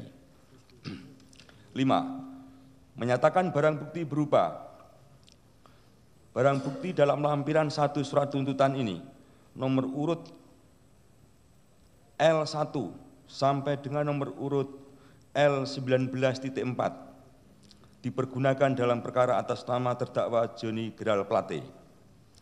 Barang bukti dalam lampiran 1 surat tuntutan ini nomor urut A1 sampai dengan nomor urut CF.1 dipergunakan dalam perkara atas nama terdakwa Joni Geral Plate. Barang bukti dalam lampiran 2 surat tuntutan ini nomor urut 1.1 sampai dengan nomor urut 10.3 dipergunakan dalam perkara atas nama terdakwa Joni Geral Plate. Barang bukti dalam lampiran 2 surat tuntutan ini nomor urut 11.1 sampai dengan nomor urut 11.16 tetap terlampir dalam berkas perkara. Barang bukti dalam lampiran 2 surat tuntutan ini nomor urut 12.1 sampai dengan nomor urut 13.11 dipergunakan dalam perkara atas nama terdakwa Joni Geral Plate. Barang bukti dalam lampiran 2 surat tuntutan ini nomor urut 14.1 sampai dengan nomor urut 14.23 tetap terlampir dalam berkas perkara. Barang bukti dalam lampiran 2 surat tuntutan ini nomor urut 15.1 sampai dengan nomor urut 21.27 dipergunakan dalam perkara atas nama terdakwa Joni Geral Plate. Barang bukti dalam lampiran 2 surat tuntutan ini nomor urut 22.1 sampai dengan nomor urut 22.9 tetap terlampir dalam berkas perkara. Barang bukti dalam lampiran 2 surat tuntutan ini nomor urut 23.1 sampai dengan 44.2 dipergunakan dalam perkara atas nama terdakwa Joni Geral Plate. Barang bukti dalam lampiran 2 surat tuntutan ini nomor urut 1.1 sampai dengan nomor urut 17.1 dipergunakan dalam perkara atas nama terdakwa Joni Geral Plate.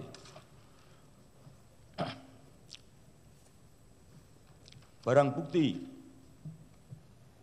nomor urut 1 sampai dengan nomor urut 1.1 sampai dengan nomor urut 1.17 dirampas untuk negara.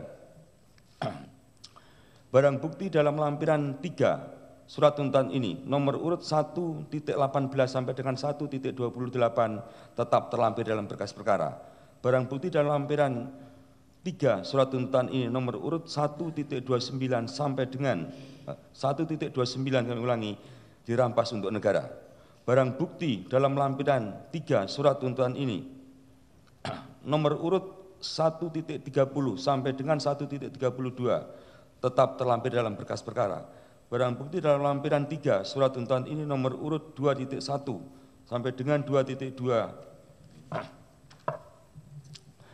dipergunakan dalam perkara atas nama terdakwa Muhammad Feryadi Mirza. Barang bukti dalam lampiran 3 surat tuntutan ini nomor urut 3 dipergunakan dalam perkara atas nama Windy Purnama. Barang bukti dalam lampiran 3 surat tuntutan ini nomor urut 6 dirampas untuk negara. Barang bukti dalam lampiran 3 surat tuntutan ini nomor urut 7.1 sampai dengan 8.4 dipergunakan dalam perkara atas nama terdakwa Elvano Hatorangan. Barang bukti dalam lampiran 3 surat tuntutan ini nomor urut 9 dipergunakan dalam perkara atas nama Jimmy Setiawan. Barang bukti dalam lampiran 3 surat tuntutan ini nomor urut 10.1 dirampas untuk negara. Barang bukti dalam lampiran 3 surat tuntutan ini nomor urut 11.1 sampai dengan 11.3 dirampas untuk negara.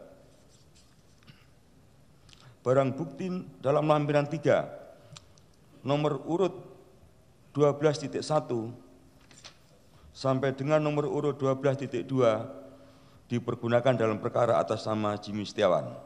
6. Menghukum terdakwa Anang Ahmad Latif membayar biaya perkara sebesar Rp10.000. Demikian surat tuntutan kami bacakan dan serahkan dalam sidang hari ini, Rabu tanggal 25 Oktober 2023, penuntut umum ditandatangani.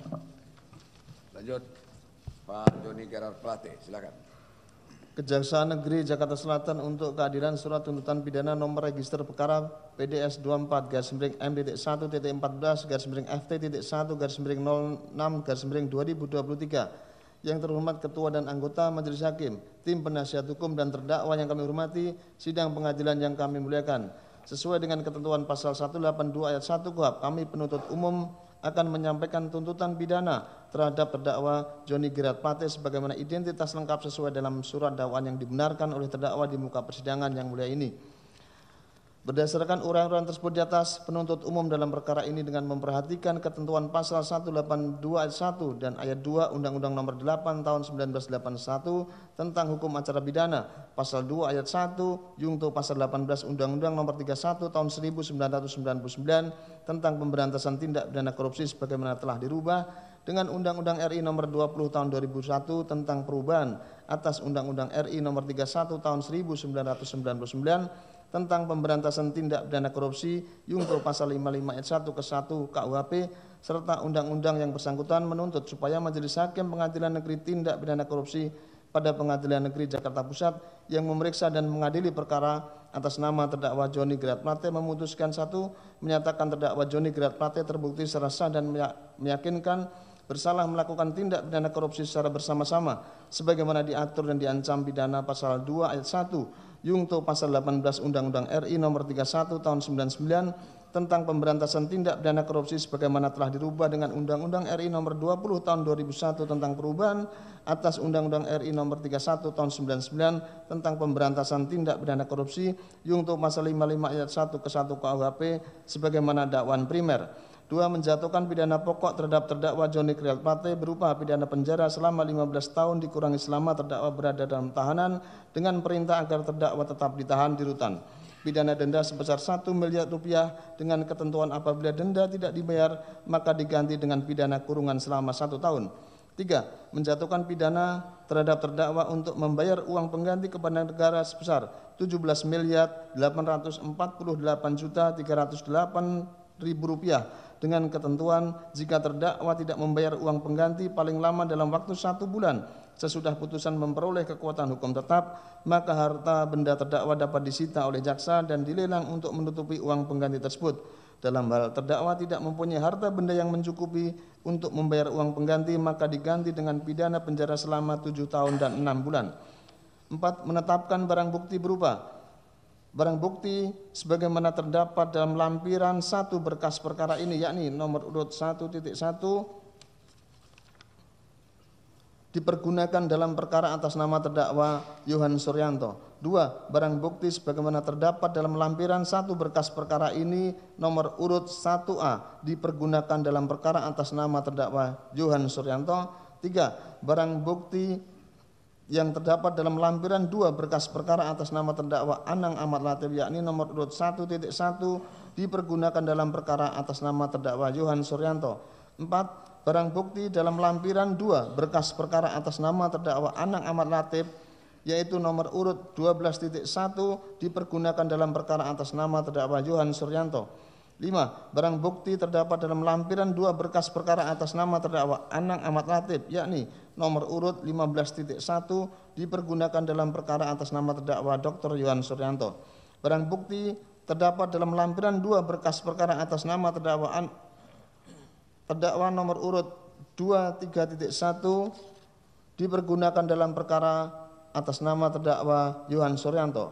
7. Barang bukti sebagaimana terdapat dalam lampiran berkas perkara atas nama terdakwa nomor urut 1.1 nomor urut 17.1 dipergunakan dalam perkara atas nama Yohan Suryanto.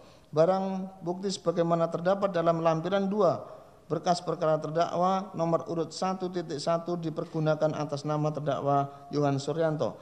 Barang bukti yang terdapat dalam lampiran 2 berkas perkara atas nama terdakwa Joni Gerat Plate yakni nomor urut 2.1, nomor urut 2.7, nomor urut 2.15, nomor urut 2.17, nomor urut 2.19, nomor urut 2.24, nomor urut 2.25, nomor urut 2.28, nomor urut 2.29, nomor urut 2.31, nomor urut 2.34, nomor urut 2.35, nomor urut 2.36 dikembalikan kepada Ati Pirihantini. Barang bukti sebagaimana terdapat dalam lampiran 2 berkas perkara atas nama terdakwa yakni nomor urut 2.4, nomor urut 2.13, nomor urut 2.14, nomor urut 2.16, nomor urut 2.18, nomor urut 2.20, nomor urut 2.23, nomor urut 2.26, nomor urut 2.27, nomor urut 2.30, nomor urut 2.32 dan nomor urut 2.33 dipergunakan dalam perkara atas nama terdakwa Yohan Suryanto. Barang bukti sebagaimana terdapat dalam lampiran berkas perkara atas nama terdakwa yakni nomor urut 3.1, nomor urut 3.6, nomor urut 3.8, nomor urut 3.17 dan nomor urut 3.18 dipergunakan dalam perkara atas nama terdakwa Yohan Suryanto. Barang bukti yang terdapat dalam lampiran 2 atas nama terdakwa Joni Gerat Plate yaitu nomor urut 3.7, nomor urut 3.12, nomor urut 3.19 dan nomor urut 3.20 dikembalikan kepada Happy Endah Palupi.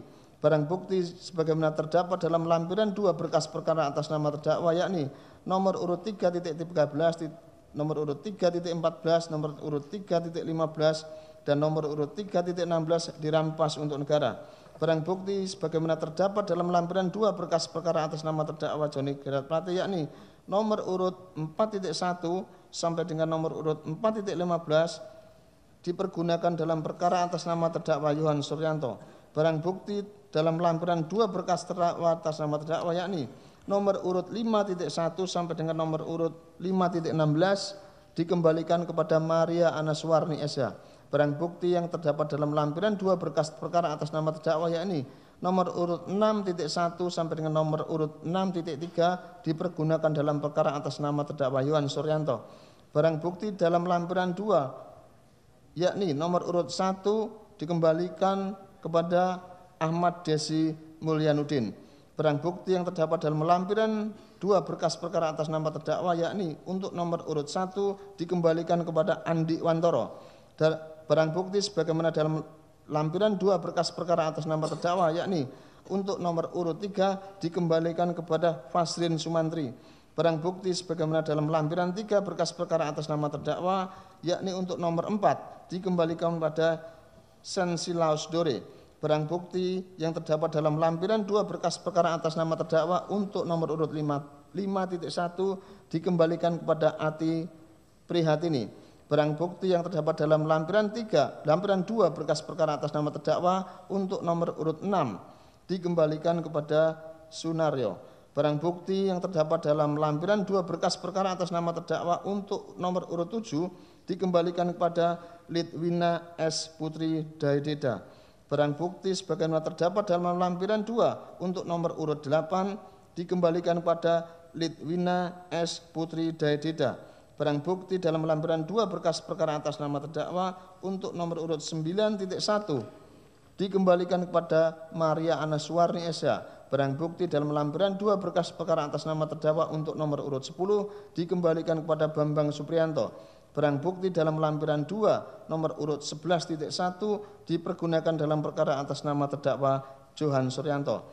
Barang bukti dalam lampiran 2 untuk nomor urut 1.1, 1.2, 1.3, 2.1, 2.2, 2.3 dirampas untuk negara.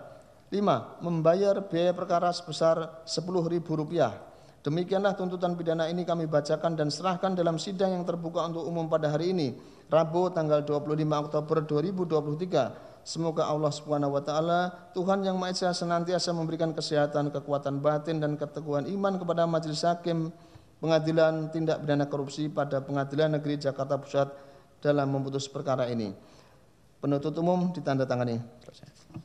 Lanjut, Pak Yohan Suryanto, silakan dibacakan. Terima kasih Yang Mulia. Kejaksaan Negeri Jakarta Selatan untuk keadilan surat tuntutan nomor register perkara PDS 18-M.1/FT1.14-FT05/05/2023. Aziz Hakim yang mulia, tim penasihat hukum yang terhormat, sidang pengadilan yang kami muliakan. Kami penuntut umum dengan perhatikan hasil pemeriksaan sidang perkara tindak pidana korupsi atas nama terdakwa Dr. Yohan Suryanto. Dengan memperhatikan ketentuan perundang-undangan yang berkenaan dengan perkara ini, kami penuntut umum dalam perkara ini menuntut supaya Majelis Hakim Pengadilan Tindak Pidana Korupsi pada Pengadilan Negeri Jakarta Pusat yang memeriksa dan mengadili perkara tindak pidana korupsi atas nama terdakwa Dr. Yohan Suryanto memutuskan 1. Menyatakan terdakwa Dr. Yohan Suryanto terbukti secara sah dan meyakinkan bersalah turut serta melakukan tindak pidana korupsi sebagaimana diatur dan diancam pidana dalam pasal 2 ayat 1 Yunto pasal 18 Undang-Undang Nomor 31 Tahun 1999 tentang pemberantasan tindak pidana korupsi sebagaimana telah diubah dengan Undang-Undang Nomor 20 Tahun 2001 tentang perubahan atas Undang-Undang Nomor 31 Tahun 1999 tentang pemberantasan tindak pidana korupsi Yunto pasal 55 ayat 1 ke 1 Kitab Undang-Undang Hukum Pidana sebagaimana tersebut dalam dakwaan primer penuntut umum. 2. Menjatuhkan pidana terhadap Dr. Yohan Suryanto oleh karena itu dengan pidana penjara selama 6 tahun dikurangkan sepenuhnya dengan lamanya terdakwa ditahan dengan perintah agar terdakwa tetap dilakukan penahanan di rutan. 3. Menghukum terdakwa untuk membayar denda sebesar Rp250 juta dengan ketentuan apabila tidak dibayar diganti dengan pidana kurungan selama 3 bulan.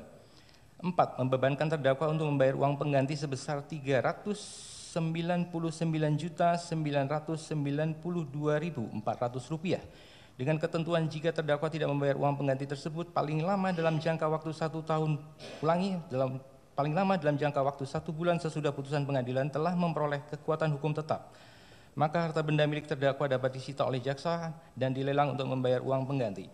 Dalam hal terdakwa tidak mempunyai harta benda yang mencukupi untuk membayar uang pengganti, maka terdakwa dijatuhi hukuman penjara selama 3 tahun, atau apabila terpidana membayar uang pengganti yang jumlahnya kurang dari seluruh kewajiban membayar uang pengganti, maka jumlah uang pengganti yang dibayarkan tersebut akan diperhitungkan dengan lamanya pidana tambahan berupa pidana penjara sebagai pengganti dari kewajiban membayar uang pengganti.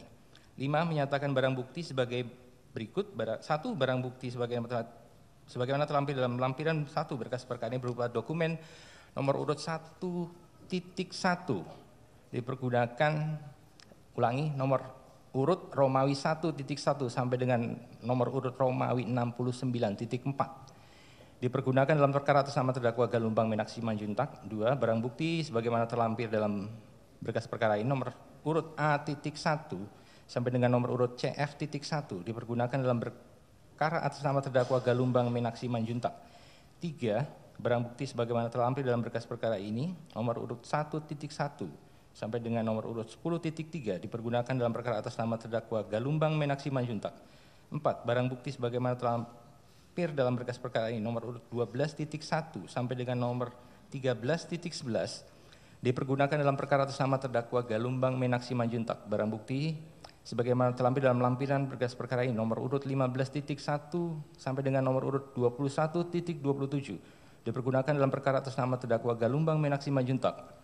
6. Barang bukti sebagaimana terlampir dalam berkas perkara ini nomor urut 23.1 sampai dengan nomor urut 44.2 dipergunakan dalam perkara atas nama terdakwa Galumbang Menak Simanjuntak. Barang bukti sebagaimana terlampir dalam berkas perkara ini nomor urut 1.1 sampai dengan nomor urut 17.1 dipergunakan dalam perkara atas nama terdakwa Galumbang Menak Simanjuntak. Barang bukti sebagaimana terlampir dalam berkas perkara ini nomor urut 1.1 sampai dengan nomor urut 1.3 dipergunakan dalam perkara atas nama terdakwa Galumbang Menak Simanjuntak. 9. Barang bukti sebagaimana terlampir dalam berkas perkara ini nomor urut 2.4 sampai dengan nomor urut 2.6, nomor urut 2.13 sampai dengan nomor urut 2.14, nomor urut 2.16, nomor urut 2.18, nomor urut 2.20, 2.26 sampai dengan nomor urut 2.27, nomor urut 2.30, nomor urut 2.32 sampai dengan nomor urut 2.33 dipergunakan dalam perkara atas nama terdakwa Galumbang Menak Simanjuntak. Barang bukti sebagaimana terlampir dalam berkas perkara ini nomor urut 3.1 sampai dengan nomor urut 3.6, kemudian nomor urut 3.8 sampai dengan nomor urut 3.11, kemudian nomor urut 3.17 sampai dengan nomor urut 3.18 dipergunakan dalam perkara atas nama terdakwa Galumbang Menak Simanjuntak. 11. Barang bukti sebagaimana terdapat dalam lampiran 2 berkas perkara nomor urut 4.1 sampai dengan nomor urut 4.15 dipergunakan dalam perkara atas nama terdakwa Galumbang Menak Simanjuntak. 12. Barang bukti sebagaimana terlampir dalam berkas perkara ini nomor urut 6.1 sampai dengan nomor urut 6.3 dipergunakan dalam perkara atas nama terdakwa Galumbang Menak Simanjuntak. Barang bukti sebagaimana terlampir dalam berkas perkara ini nomor urut 11.1 sampai dengan nomor urut 11.3 dipergunakan dalam perkara atas nama terdakwa Galumbang Menak Simanjuntak. 14. Barang bukti sebagaimana terdapat dalam lampiran berkas perkara ini nomor urut 1.1 sampai dengan nomor urut 1.8 tetap terlampir dalam berkas perkara. 15. Barang bukti sebagaimana terlampir dalam surat tuntutan ini berupa uang, yakni nomor urut 1 berupa uang pecahan rupiah senilai 1.007.963.375 rupiah dirampas untuk negara.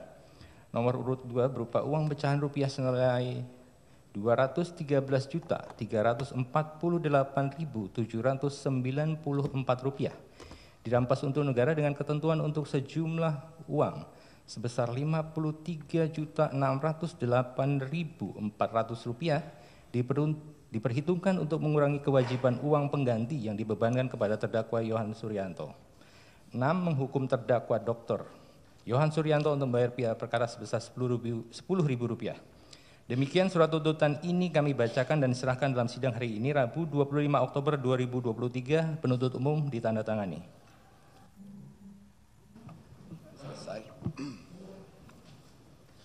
Taruh di situ aja dulu. Kalau barang untuk itu serahkan. Yang dibacakan minta. Pak, yang dibacakan minta satu yang dibacakan. Dan nanti taruh di situ. Tolonglah, kan penuntut umum banyak tuh, serahkan. Yang untuk majelis nanti aja pakai troli.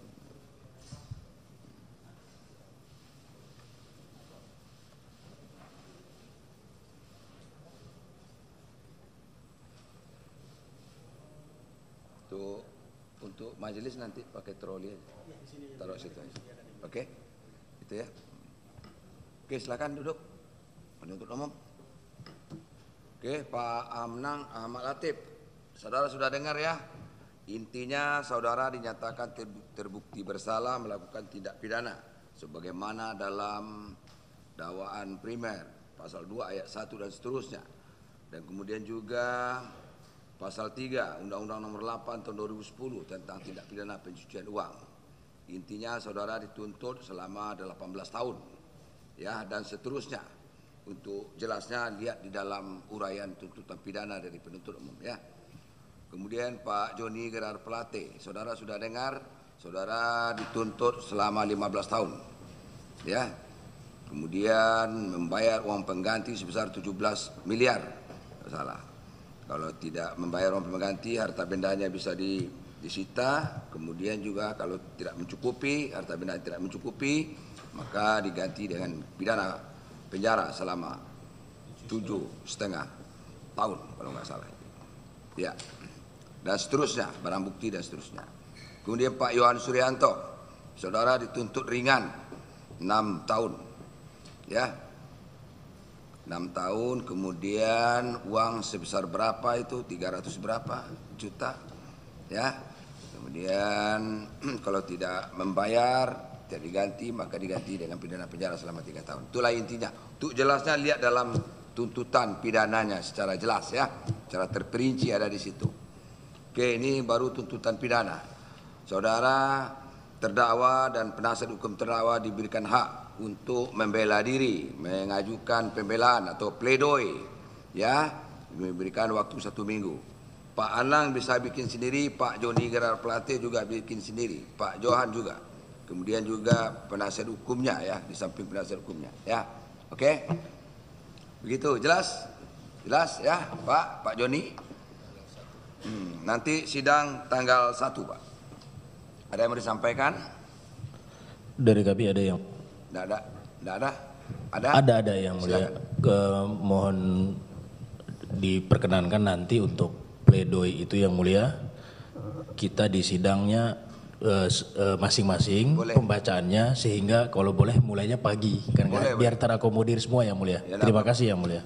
Saya sebetulnya maunya seperti itu Pak, biar jelas satu-satu.